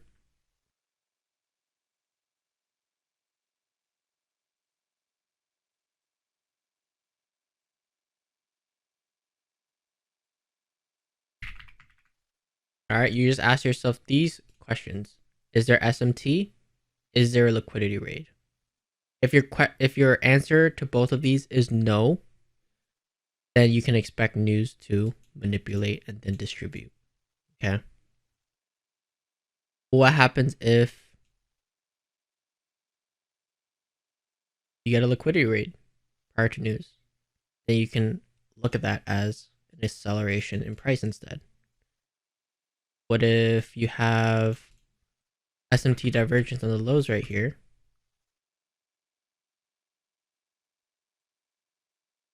Then you can look for price to be in acceleration. Okay? It's very simple. Nothing too crazy. Does that make sense? You're just looking for manipulation prior to news, and if there already is manipulation, then you can just look at it as a acceleration in price.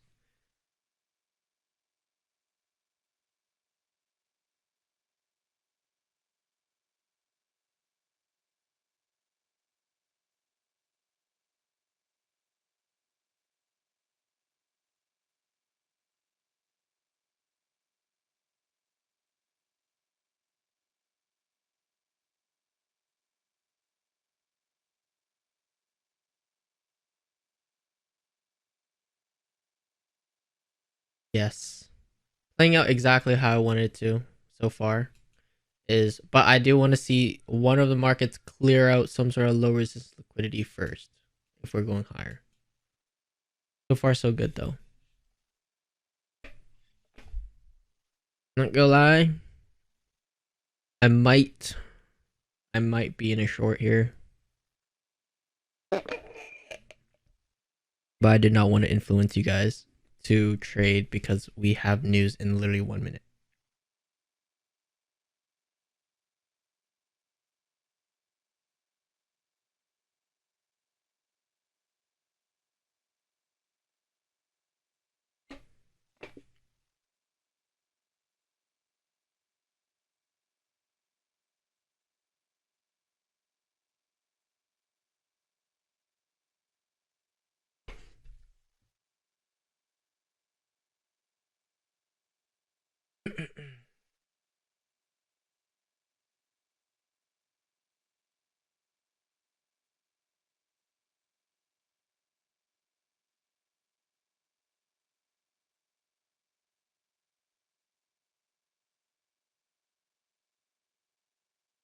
So far, so good. I'm gonna take a partial here.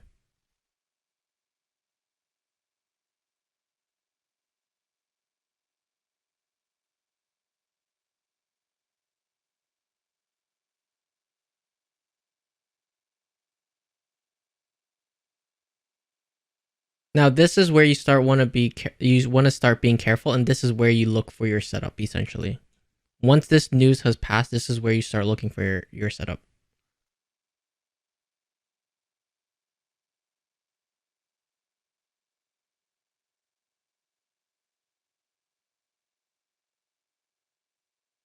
Right, so we have SMT on the lows as I was expecting, right? So far we're gonna look if this can hold or not. So if we look on the hourly chart, we have another fair value gap right here. So let's see if this SMT can hold.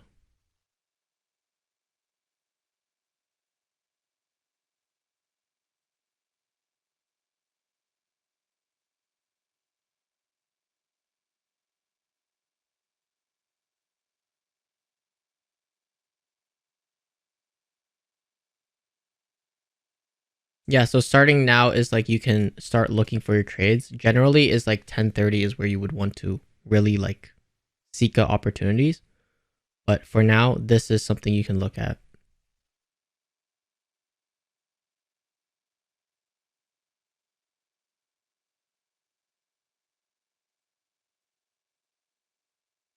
Like for example, shipwreck, like adding on to what I said earlier is yes, we can see volatile injection like a little later into it. But at the same time, it's like if we start like okay, let's say we start putting in bullish price action here, then by then we can probably look for some sort of opportunity. Does that make sense?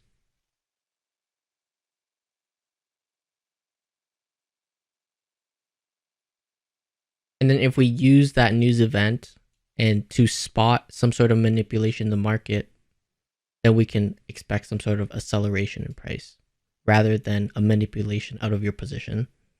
Does that make sense?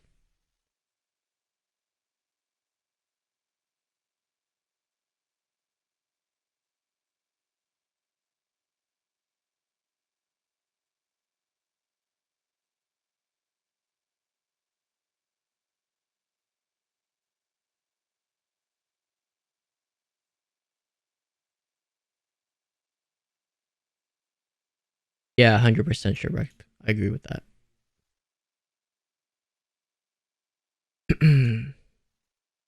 My stop loss is at what is that right now? Around 18050 here. So if it touches that, I'm out.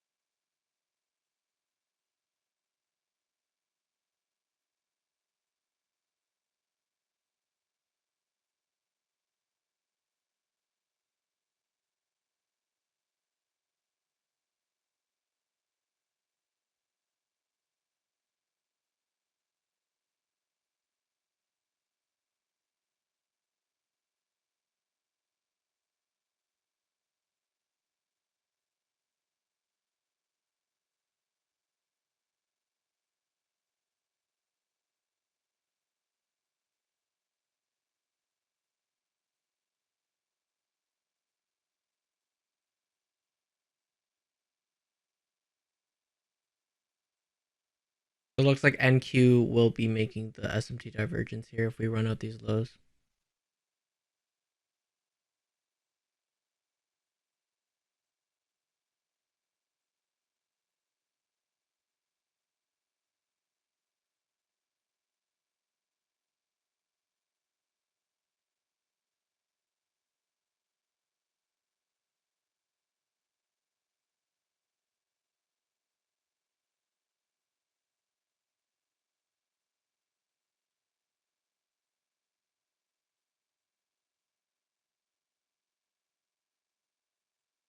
Nice, good shit, Dexabone. You caught that too. No, you can't think like that though. It's like if you say like fuck shouldn't have closed, like at the end of the day you took a win, right?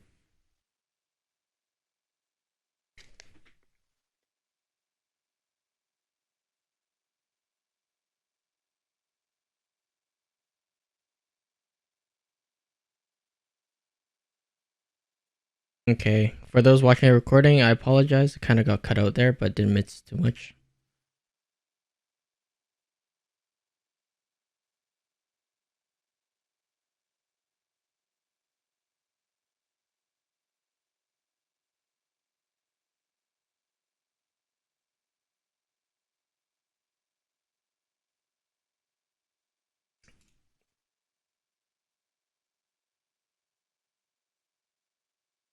Okay, I'm gonna take another partial here. So I only have one contract left right now.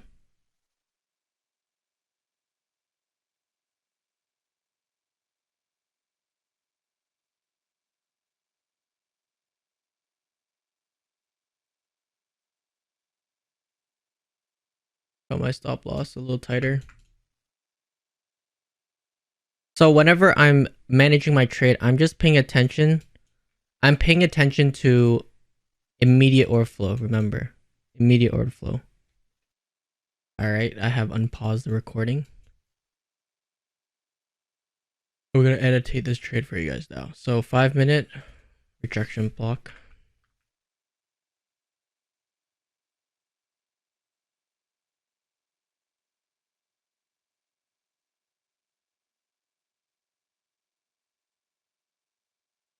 And then 15-second, right? Because 5-minute, if it's our higher time frame, quote unquote, then we're looking 15-second SMT divergence, right?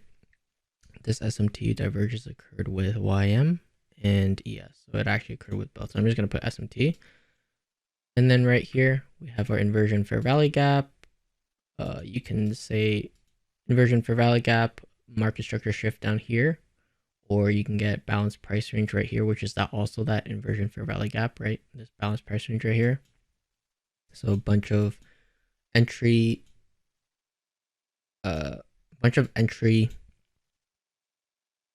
opportunities.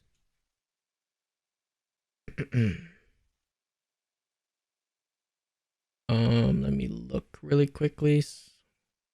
Once again, right now this is looking pretty good. Okay, so here I'm gonna delete these lines for now.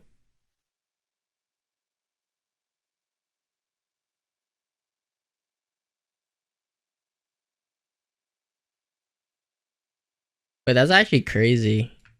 Caught the bottom, guys. No.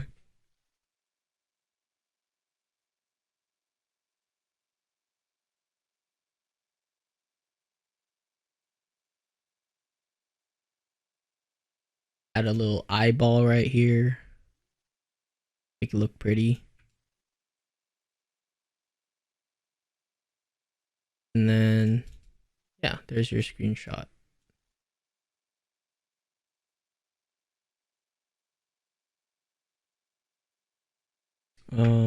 Previous manipulation affecting chain and state delivery. Right? Nice and pretty.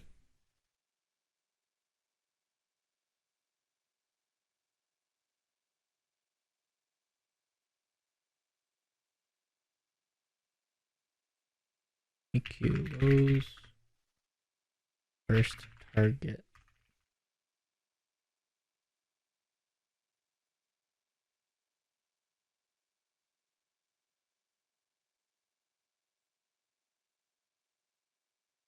Where did I take my other partial for the 5 minute?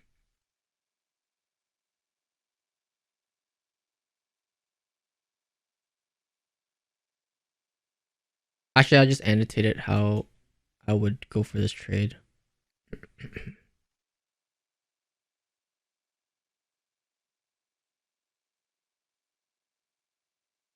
Yeah, this would be the second partial. I'm pretty sure I partialed here. Accumulation phase 1. Partial 40% here.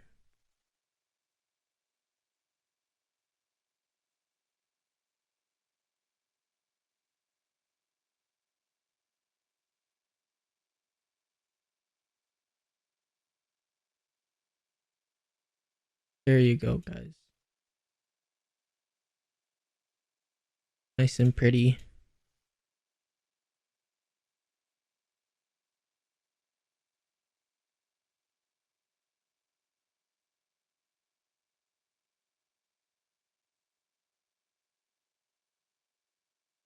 And then I'm gonna put this in premium chat. Actually, I put in homework.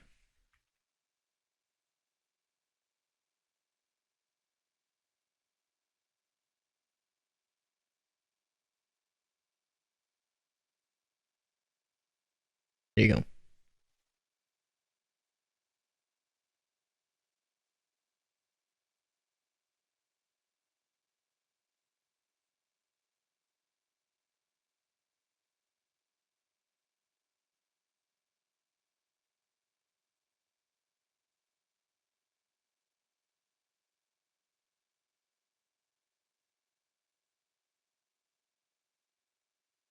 Could you tape read along from 18008 to 5? Yeah, that right now.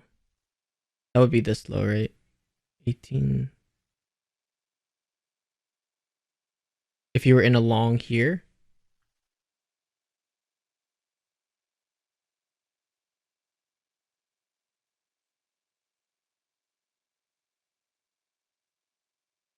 So right now, the immediate order flow that I would be paying attention to is, okay, number one, do we have SMT diversion on the lows? Well, we have that massive one on the low actually, so I think that's fine. So what I'm paying attention to right now is this fair value gap.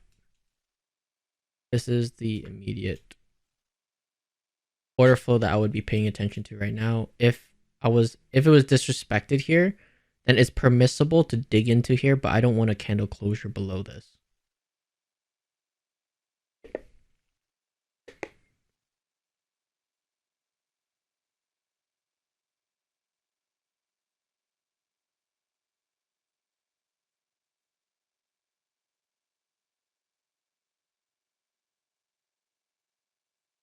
And so to be honest with you, all of this low resistance liquidity right here, it looks pretty good. And so what I want to see if I was in this trade is a quick sweep higher. Blowing on the charts.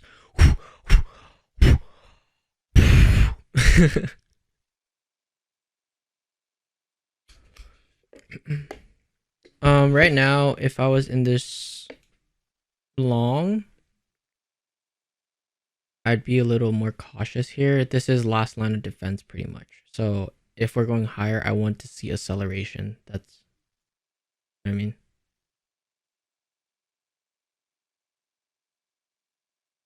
Like you see how like if I was in this short, it just continuously falls. So now that if we're in a long, we want to see it continues just rise.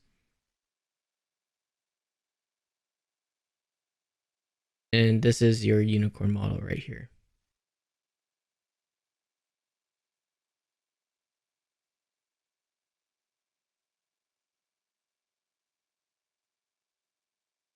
You're out.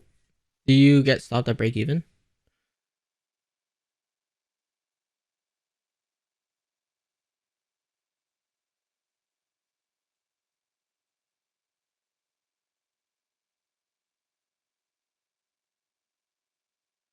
Oh damn, wait, this is actually a lot more than I thought it was.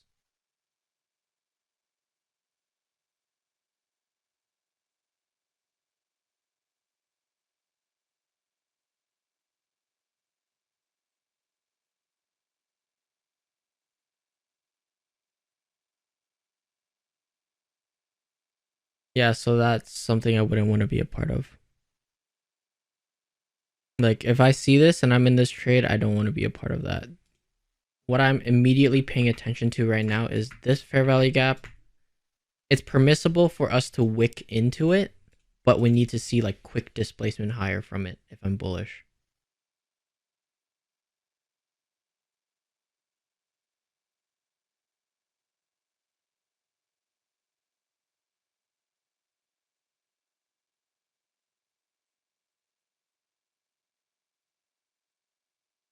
So if I were to put a stop loss, my stop loss would be the low of this gap as of right now.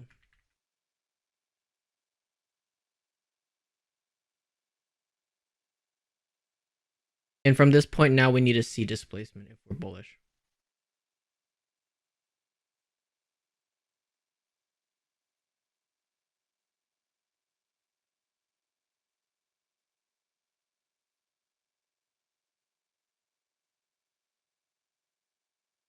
I can turn on the midline if you guys want it.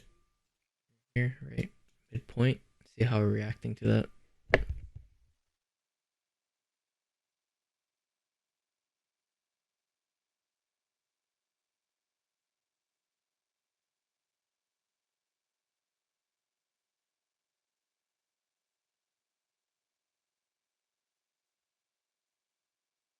Oh, sorry, Snows. I missed your message. Yeah, I would want to see above this high. Like when we were trading above it, you want to see displacement.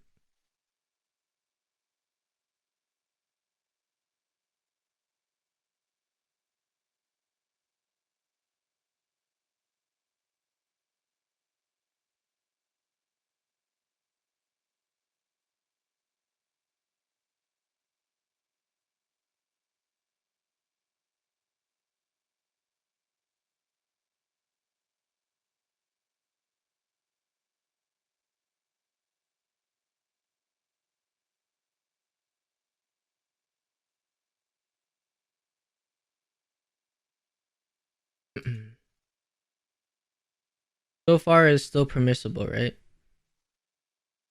Yeah, I started recording again.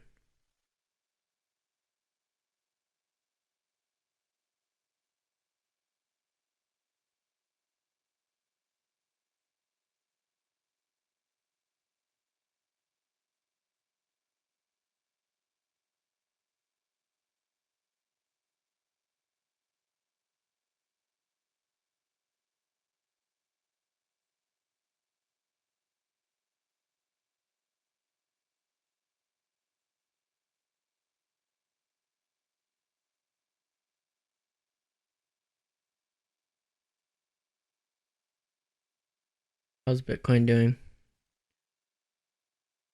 It looks pretty good from this balanced price range. I don't know why it keeps saying there's something connecting to my trading view because I don't have any other devices connected, which kind of is interesting to me.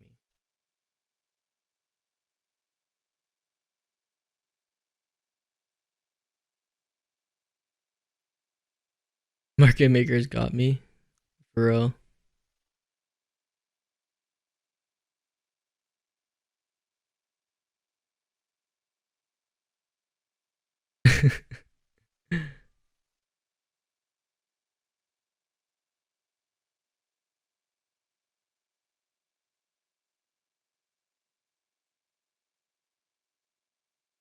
S&P 1014 to 1027.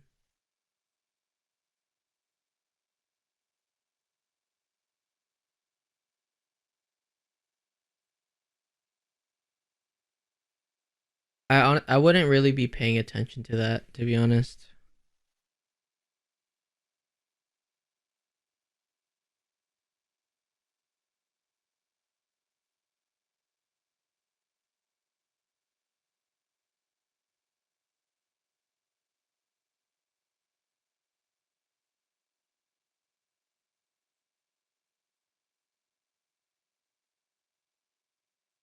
Once again, if we're going higher, I need displacement at this point. Like this, it's been stalling for too long, bro.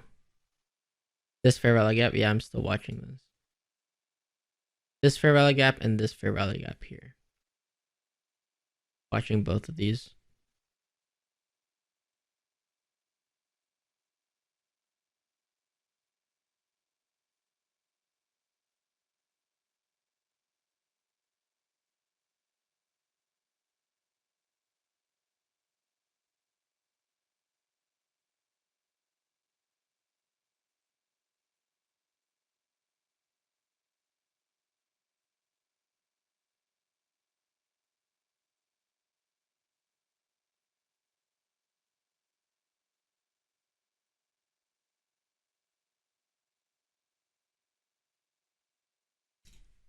For the projection, to be honest, I would wait for like some sort of SMT because I feel like this manipulation leg is just too unrealistic. I don't see a clean projection, but I would use this for now.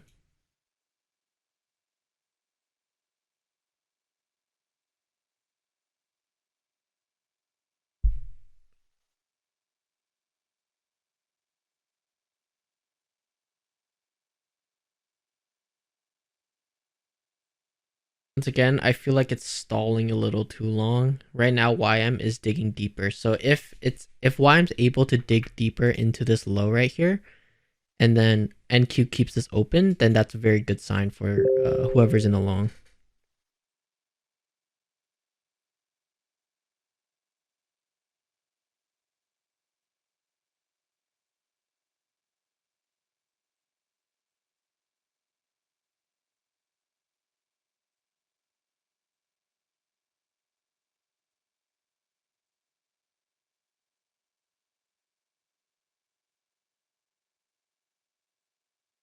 All right, so I need to see speed above this high, pretty much. We've inverted this gap, but I need to see speed above it.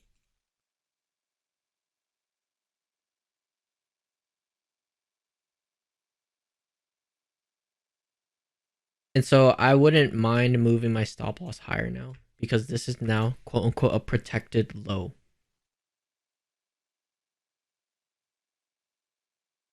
Because we have SMT divergence on the low.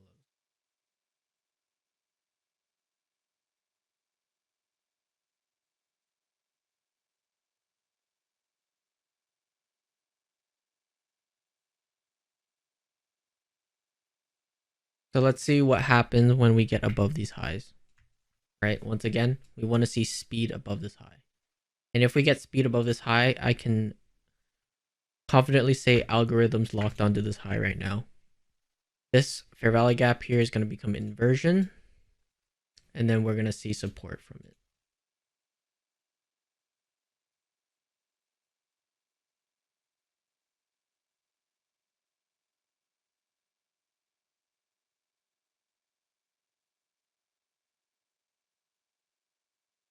And then after this high would be this high right here. Algorithm's probably going to lock onto that. And then we're going to invert this gap too. If we're able to get displacement upwards from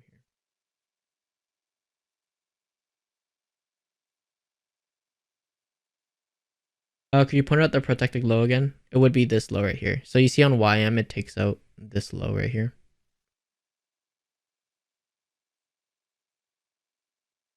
This here. And this here. You see that? Yeah.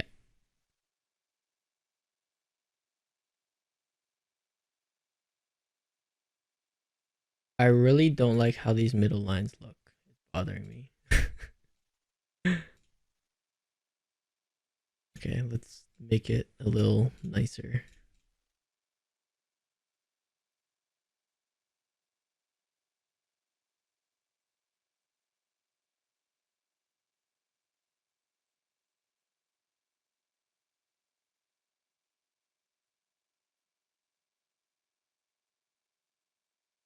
Quite literally what I'm doing right now is what you see in my execution videos on Twitter.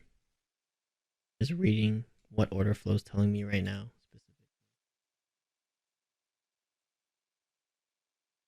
No, I want to see these become breakaway gaps. I'm gonna be honest. If we're gonna like get speed above, like I want to see these become breakaway gaps.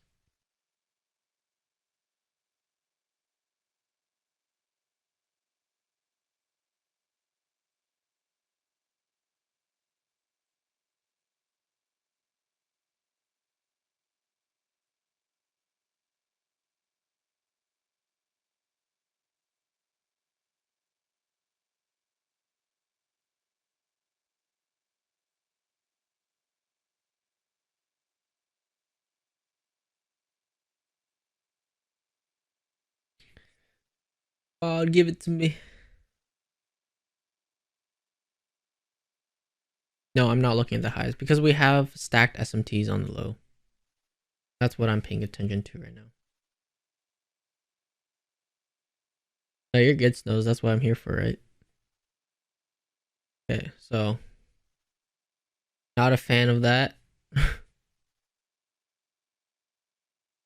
Did you call breakaway gap at advanced theory gap for ICT? No. That would be there's a lecture that ICT did that he covers measuring gaps, breakaway gaps, and it's a lecture. I think the title of it is um advanced gap theory or something like that.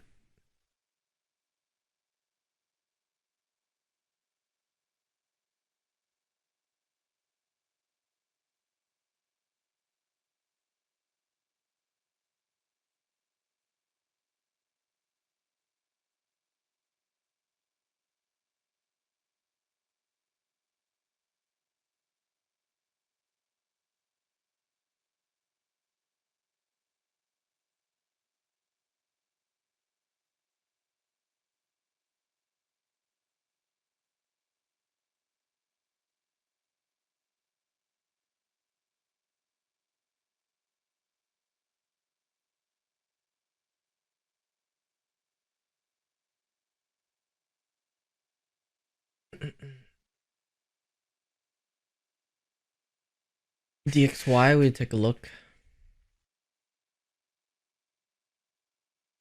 Honestly, I've like given up on DXY at this point. I don't even know what it's doing. It looks like a market maker sell model, is what it looks like. So if we're in a market maker sell model, like it looks pretty bullish for index futures. All these targets on the lows.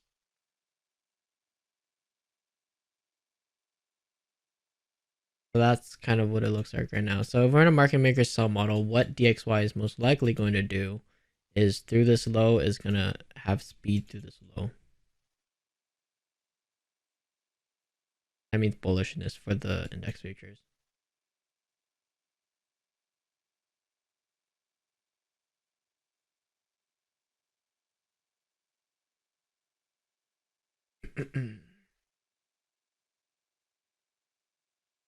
Looking really good for the 4 hour on as well. Higher prices, low key.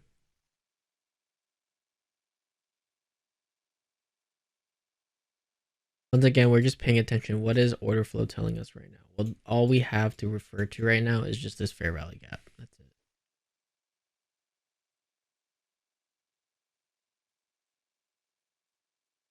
This is a propulsion block. I'm just gonna keep the stop loss here, to be honest. You could move your stop loss to break even if you want. This candle body low, because that's a propulsion block. It is a lot more lethargic than I would like it to be if we're going higher, so. But now you guys are pretty much in profit already with your stop loss, so right? So it doesn't even matter if you get stopped out or not.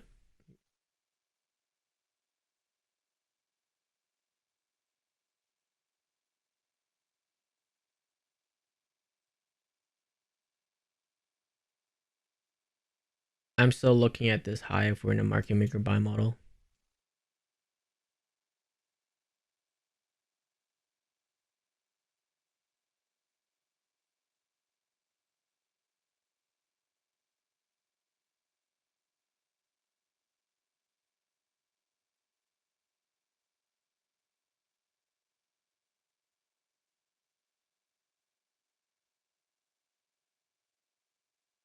Delete those annotations.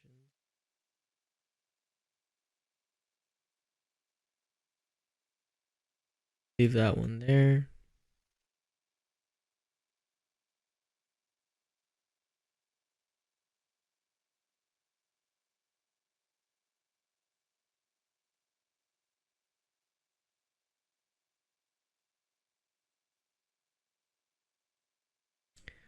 So I guess I'll give you guys another like freebie, and this isn't something I use every day, but you can also, I don't know if this is like a true thing or not because I personally haven't fully understood it yet. I haven't like back test everything yet. So I'm take it with a grain of salt, but sometimes you can look for like a fair value gap SMT divergence.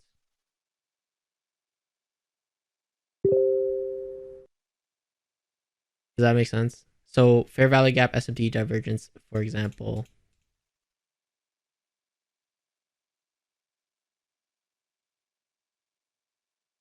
is you'll have a fair value gap in both markets, but one doesn't tap into it or fails to tap into it, and then you have like that divergence right there, for example.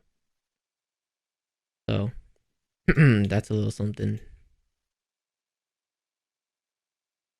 Once again, it's like now it's high resistance going higher, right?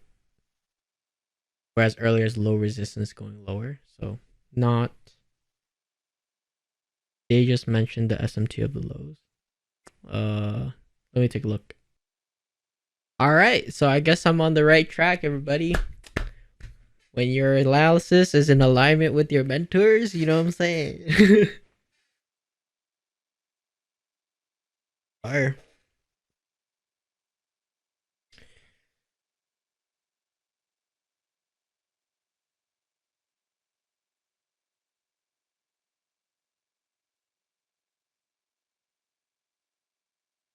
Yeah, the price run is pretty fickle.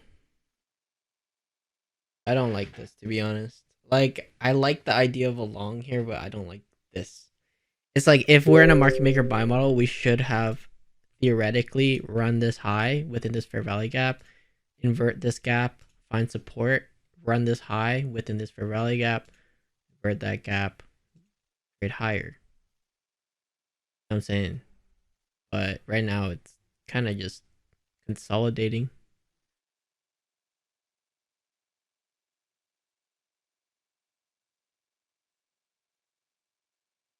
But honestly, you could also expect this because we just had an expansion.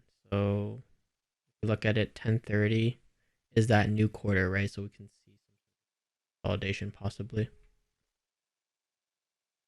I just realized how many points was this? It's actually insane.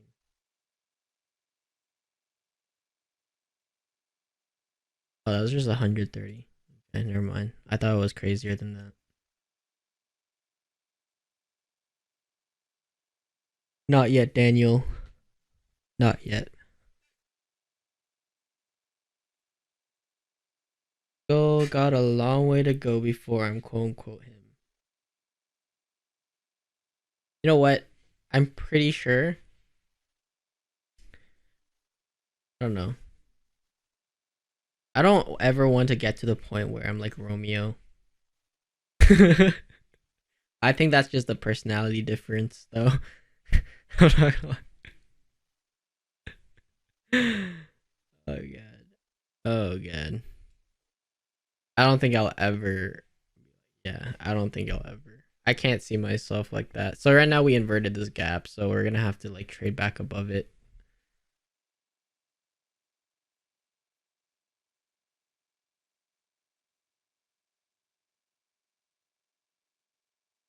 You mean a sociopath? Yeah.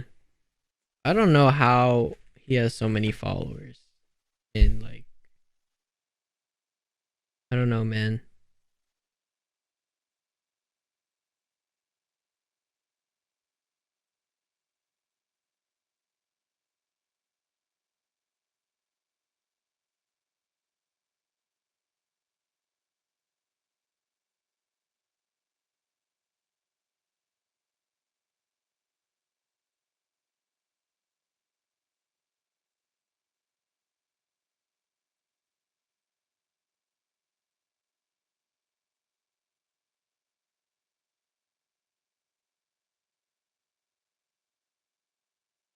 Like my understanding is that he used religion to like, you know what I mean? He used religion to kind of cover up anything shady he does, low key. Um, it's like from his charts and annotations and stuff like that. I've never seen him trade live, so I don't know. But like from those other things, it's like I feel like he knows what he's doing in terms of trading. But it's like when it comes to like just being a human being, I feel like he's kind of a scumbag. No offense, but That's just the vibe I get. And even like watching his lectures and stuff, bro.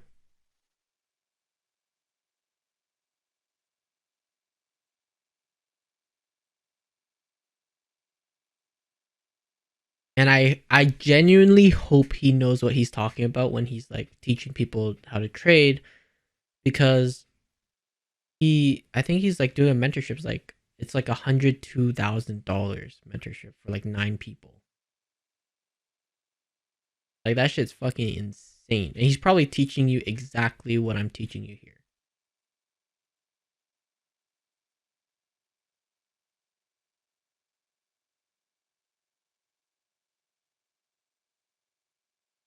All right, everybody.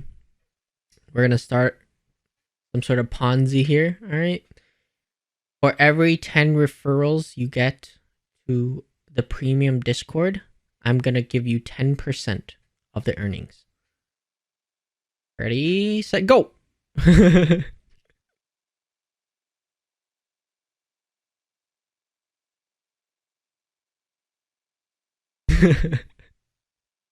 Yeah. If you get everybody to put in $1 million, I'll give you $500,000 per person you bring in. How about that? And in return, I'm gonna give you ICT core content for free.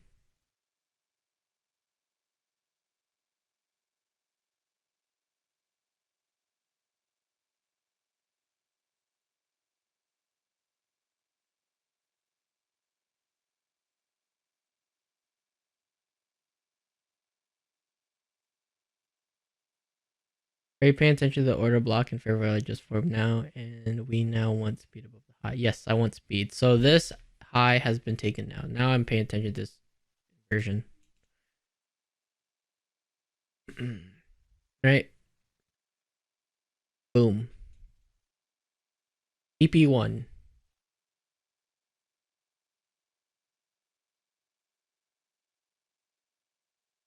If you're in a long, take a partial here.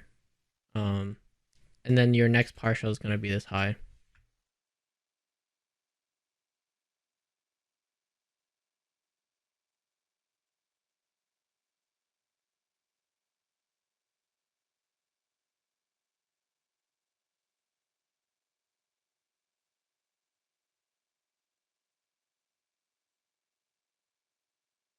Is this tape reading helpful?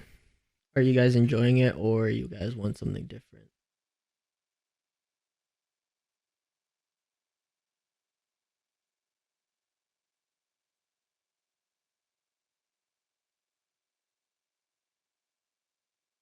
All right, perfect.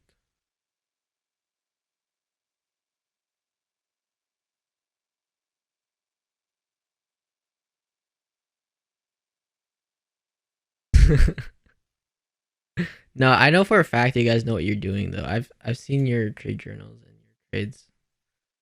I would move my stop loss up now because it's like we're respecting this order flow. We should not see that revisited.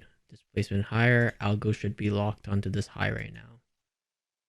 And then we want to see this gap invert higher.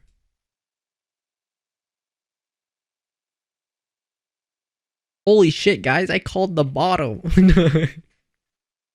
Oh my goodness! What a crazy occurrence!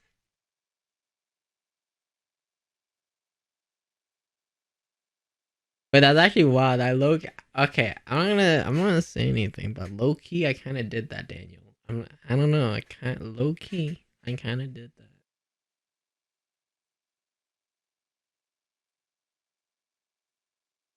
Alright, now we wanna see displacement past this fair value gap into this high. Once we get this high, we can see some sort of interesting price action, whatever it wants to give us. And then boom.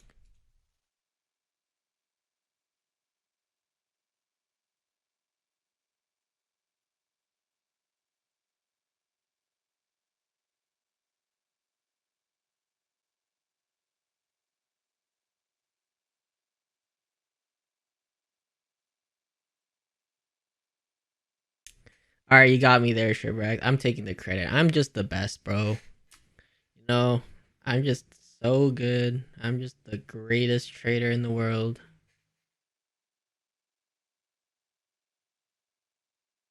Yo, one thing I don't understand though is Romeo in his like lectures and stuff. This man is like coughing 24/7. All right, like this man is literally coughing 24/7.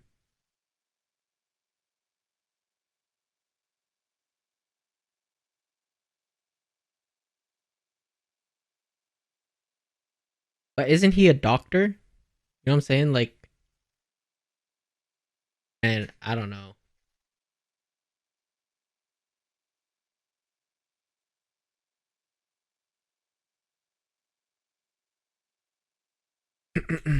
Anyways, I'm not gonna shit talk anybody. I'm just saying his practices are a little questionable. But if he knows what he's doing, then I hope he's helping people, especially for the price of 100K. And it's interesting to me because if someone is learning trading, the reason people learn trading is to make money and become financially free. So what makes you think that someone that wants to learn how to trade already has 100K? Other than the rare cases that are like they got successful in a different business venture, they want to get into trading and stuff like that. But it's like majority of people that are already successful, they will most likely have other people managing their funds. You know what I mean?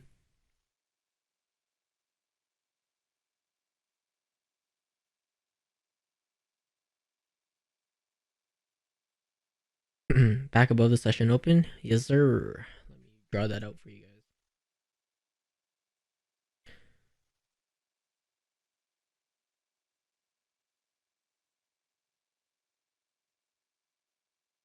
And so I would not be looking for any more longs at this point because we're already at a premium, right? So if we're at a premium, we don't want to be entering any more positions.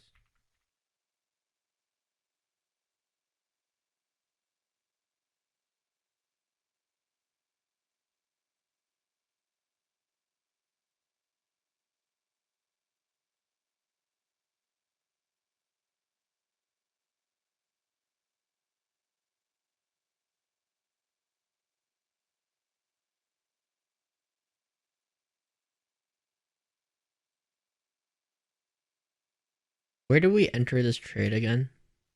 Like here, right? Oh yeah, we literally entered our trade like down here. Yeah, we're chilling, bro. Our stop loss is how many points? It's already like 30 points in profit, bro. Ding chillings.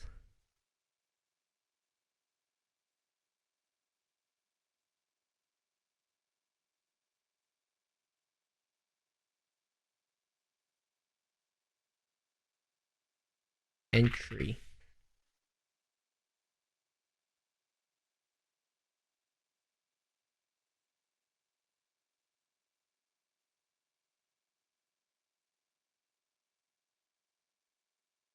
No, I feel like you know what you're doing. To be honest, like you know what you're doing when you're trading. And the biggest thing I see in your trades that you send me all the time and you ask me about is you are your person, you are yourselves biggest doubter. And that's why you get shaken out of your trades. Like you know what you're doing, but you doubt yourself. Like you gotta give yourself some more credit because you actually put. I know for a fact you've been putting in the work. You know what I'm saying, and you know what you're doing. So like, give yourself some credit, have some confidence in your own analysis because your analysis, like 90% of the time, it aligns perfectly with my analysis. I'm just saying. So it's like you are proficient at analysis. You know what you're doing. It's just a mental game with yourself at this point.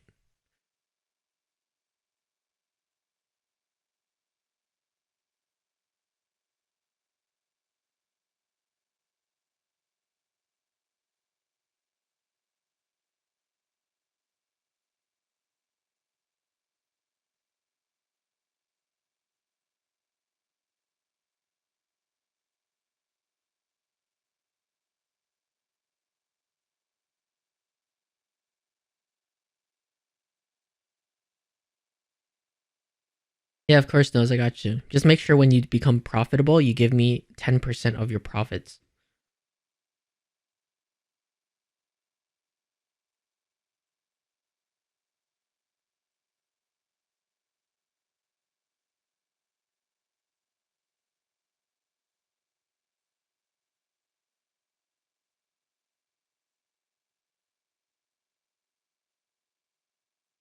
Actually, I think we're gonna have to sign a document for that.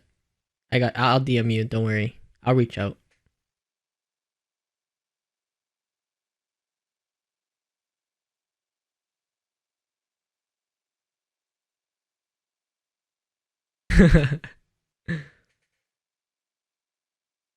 main main thing in my opinion is just understand that losing trade or an account or whatever isn't bad. Yeah, 100% Shipwreck.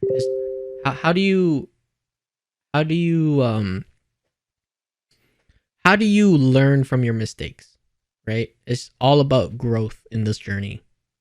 And that's why if you're goal orientated, not the right word. If you're goal orientated, then you're most likely not going to make it to the end, okay? You have to be process focused. It's about how are you growing throughout this journey, not about where will you be in 5 years. You know what I mean? You can set a long-term goal, but you're at the same time you're going to have to make tangible short-term goals that build up to that long-term goal. Otherwise, you're just dreaming. You know what I mean?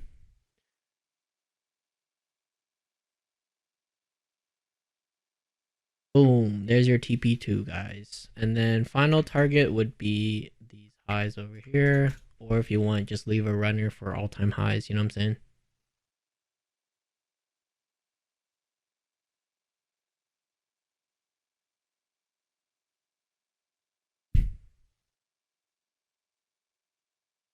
I'm telling you, I've done this so many times. So many times, the same setup over and over and over again. It's just like, you know what I mean? Man.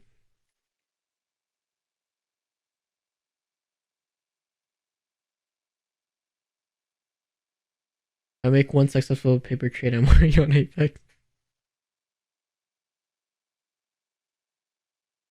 I feel that, Carson. I feel that.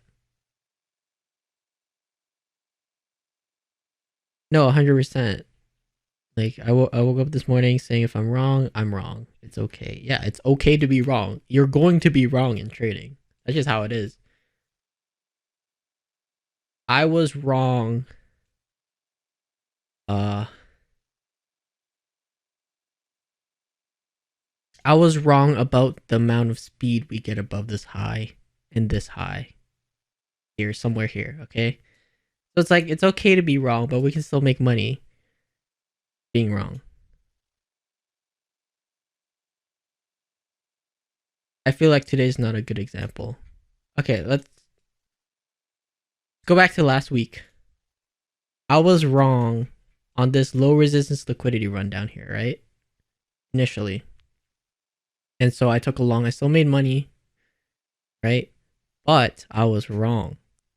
It's okay to be wrong. You can still be profitable and wrong. Here I was right about this quick displacement higher, but I didn't make any money on it. You know what I mean? Being right isn't always good per se.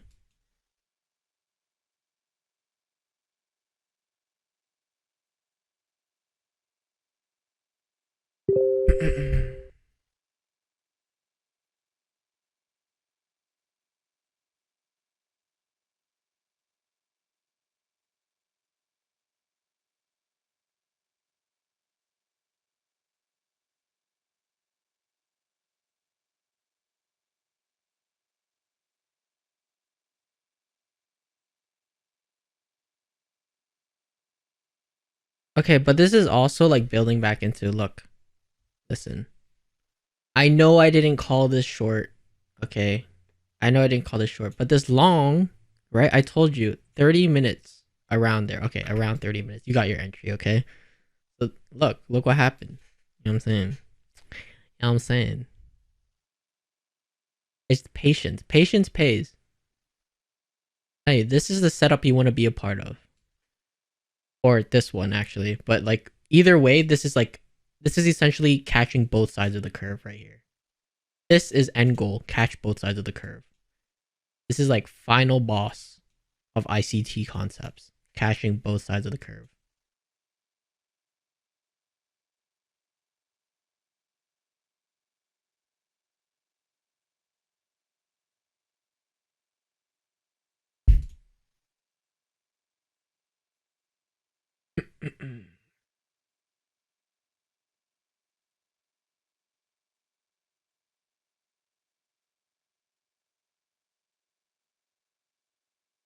Crazy discipline to see the clear setup and just be done with it for the day. Exactly. Not gonna lie, I was kind of heated about that short, but you stuck to the plan the entire time, and I can't be mad about that. Yeah, I mean, like, I would apologize, but like sticking to the plan is what I'm trying to like emphasize here. You know what I mean? I'm sorry though for invoking that in you. I apologize, but this is also like this right here. This setup is a good setup.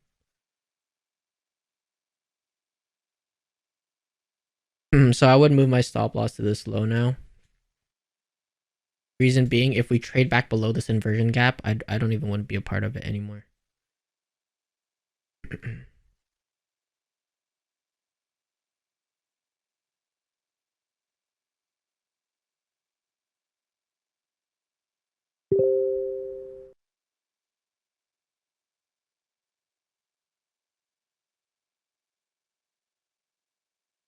This is a market maker buy model. Yes. So this would be the market maker buy, the buy side of the curve. This is a market maker buy model, right?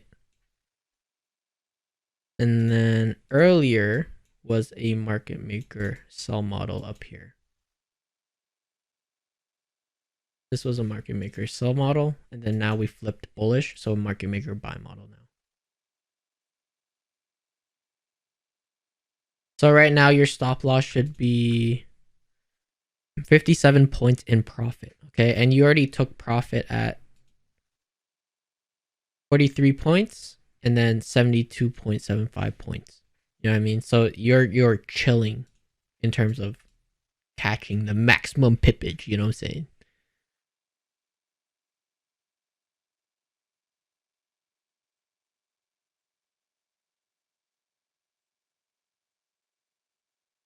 All right, sounds good, Aramis. Once again I apologize for that. Have a great day at work. In me, to be honest, but the lessons you teach are way more valuable to instill. We might have caught it today, but another day we could have gotten wrecked. Exactly. Could you show the four portions? There's four AMDX. Oh, okay, let's take a look here. I don't know if the profile really like.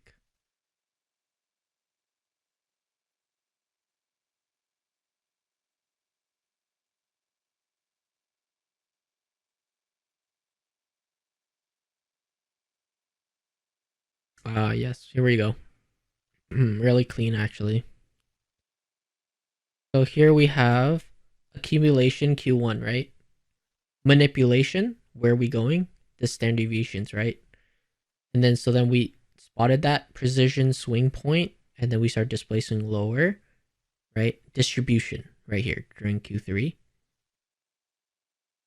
And so now entering Q4, we see that reversal. Why do we see reversal in Q4, guys? This was in the lecture. Why do we see reversal here?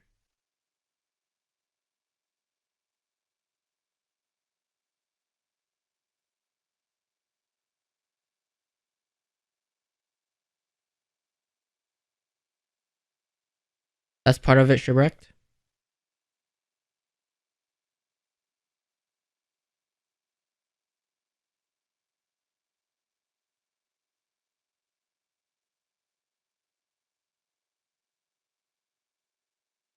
Q4 the daily cycle. Um, I wouldn't say it's Q4 the daily cycle.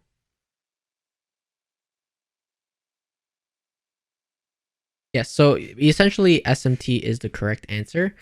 So here, why do we have reversals? Because we hit our target, okay? Our cycle target, okay? I'm sure if you draw projections as well. SMT on the highs. I don't remember. Right.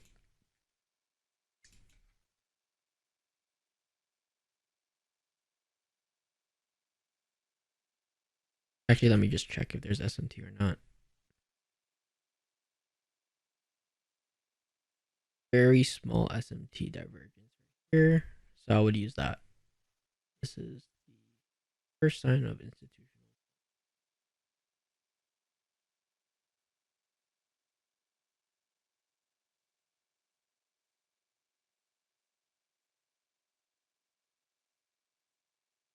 So this candle low is correct. This candle high is correct. So now we can look at our projections, right? So did we close beyond the -2 to -2.5 standard deviations? Yes. So we can look for -3.5 and -4 standard deviations, right? What happens here? We get a retracement. This is why I took my partial, right? Is at that accumulation, reaccumulation, I think it was. Was it here actually? I think it was like around here, -2.5 standard deviations. That first accumulation phase that I took my first partial. And my second partial took it at the reaccumulation low. And then if you look here, once we close beyond -4, -3.5, -4, we're looking for -5 to -5.5, right? So then once we took that in alignment of these lows, this is what we were expecting to have SMT divergence this morning, right? I annotated, I want at least one of the markets to displace lower to take out these lows, create SMT divergence in context of the higher time frame, right? Context of the higher time frame with SMT on the lows. And so in that context, we get that expected SMT divergence for a long. And that's why I'm saying 1030 is a good spot to long. Oh, that was a lot of talking. Did I miss anything? Right. So we hit that objective. And so now, because this cycle's objective has been met, our expectations has been met, we can now look for Q4 to be reversal.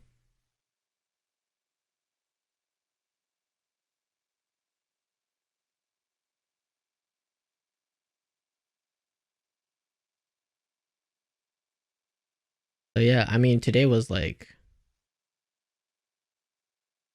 a lot. Today's probably one of like the more flawless days that I've had. Wait, am I using the projections on the right thing? I mean, I don't think it matters, but this would be the other projection, right? It's the same thing. This would be the 5-minute projection. Exact same thing. Right? A little more accurate with the -5, -5.5. But essentially it's the same thing.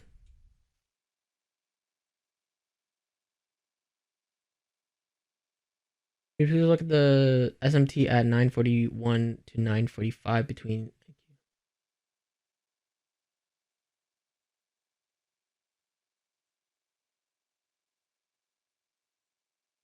Yes, this is what I entered on. This SMT is what I entered on. Is valid.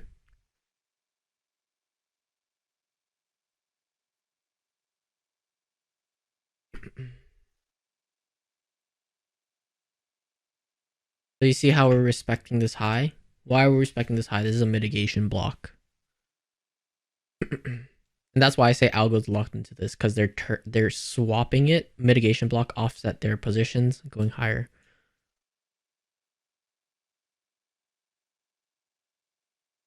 SMT now with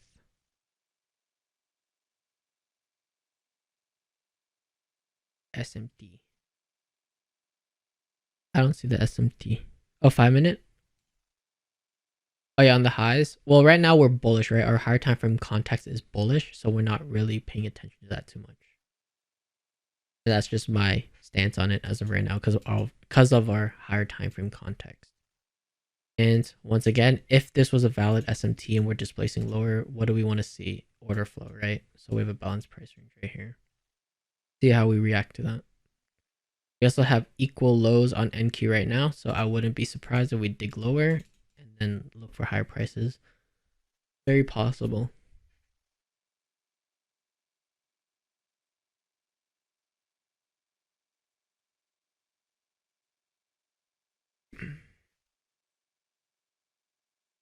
Where can I learn about all different types of blocks? Well, you can learn it month 4 of core content. ICT covers all of them. And I'm also covering all of them in my mentorship series.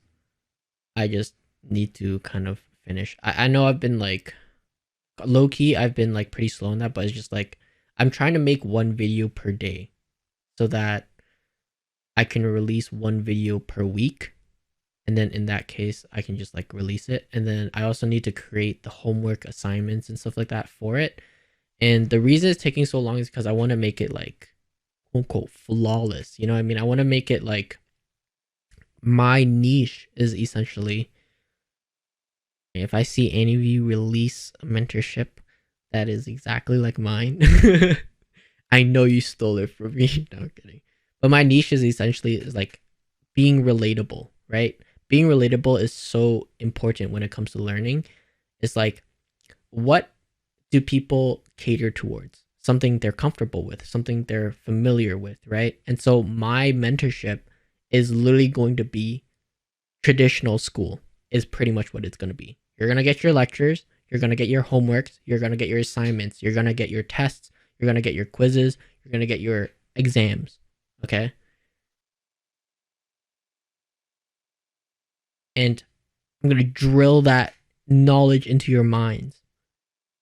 That's what I did for everything I studied, right? As I created all these assignments for myself, and I wouldn't let myself progress forward in my journey until I got at least a 95 plus percentage on my own assignments and tests. Granted, I know the answers to them already because I'm the one that created it, right? That's why I put like 95% at least.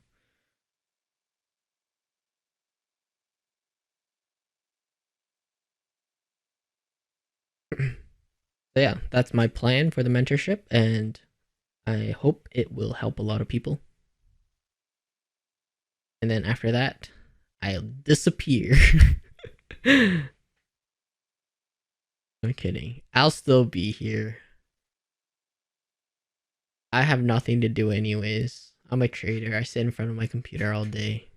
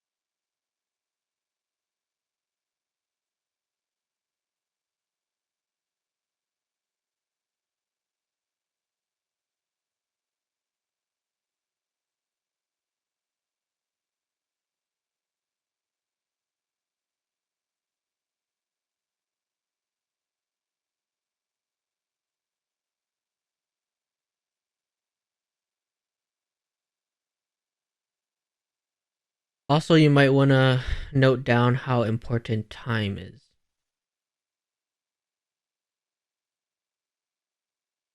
I'll give you a hint to get started. 10 a.m. news. What started happening at exactly 10:30?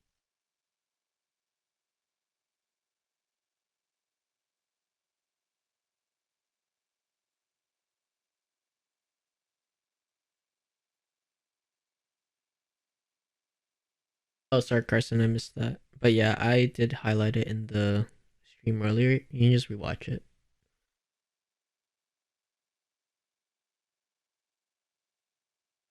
I'll just give you guys the answer actually. At exactly 10:30, price only went up from that point on. So, something to annotate. And let me give you another example that I posted in homework a while ago, but this is literally to perfection. This is to perfection what I'm trying to teach you guys. This is exactly what I'm trying to teach you guys. To catch trades like this. spot trades like this. Right? Buy here on the SMT, partial 50% redistribution, partial 25% at the distribution, full closure at the original consolidation. This is the end goal for all of you here to catch trades like this. What time did price reverse? 9 a.m. Exactly 9 a.m. That's why time is so crucial. Time and price, right? Daniel, it would be time and price, both. Because I'll ask you this. Price was just stalling after it touched this drawn liquidity. Stalling for what? Stalling for time. Once 10:30 hits, do we ever go below this low ever again? We just went up ever since then. That's why when I was annotating this, I was like, from here, I just want to see speed, which we didn't get to the tick, but you know what I mean? Like, it's the idea is there.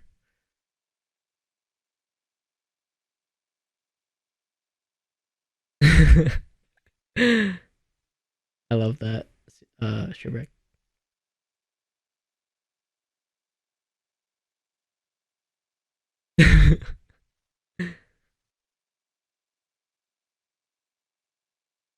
Right. So I was just saying, right? It's just this is the end goal right here. And you can find this in the homework panel. Right? Exactly at 9 a.m. we get a reversal right here. Go higher, higher, higher, higher. Right? Right into that original consolidation. This is the end goal. This is the precision that you're trying to get.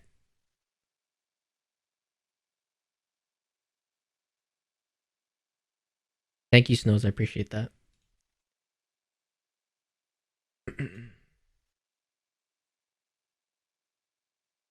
I'm actually just gonna screen and then give you guys the homework.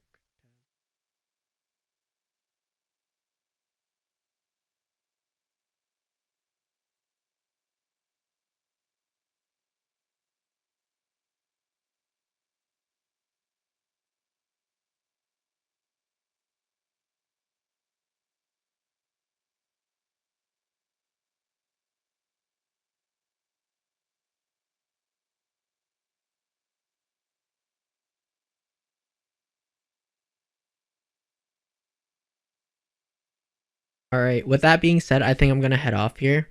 Once again, my end target for NQ is this high. So once we get above this high right here, that we're right before these equal highs, I want to see speed above this. Okay, that's what I want to see. And then stop loss. To be honest, I'd probably already move my stop loss to this low right here, just right below that inversion fair value gap. If you want to be safer, just wait for a closure below that inversion fair value gap. But this is what I'm looking for right now in price. Other than that, thank you guys for spending the last 3 hours with me. 3 hours 20 minutes with me. So yeah, take care everybody, and I hope you guys took something valuable away from this. Yeah, take care everybody. Thank you.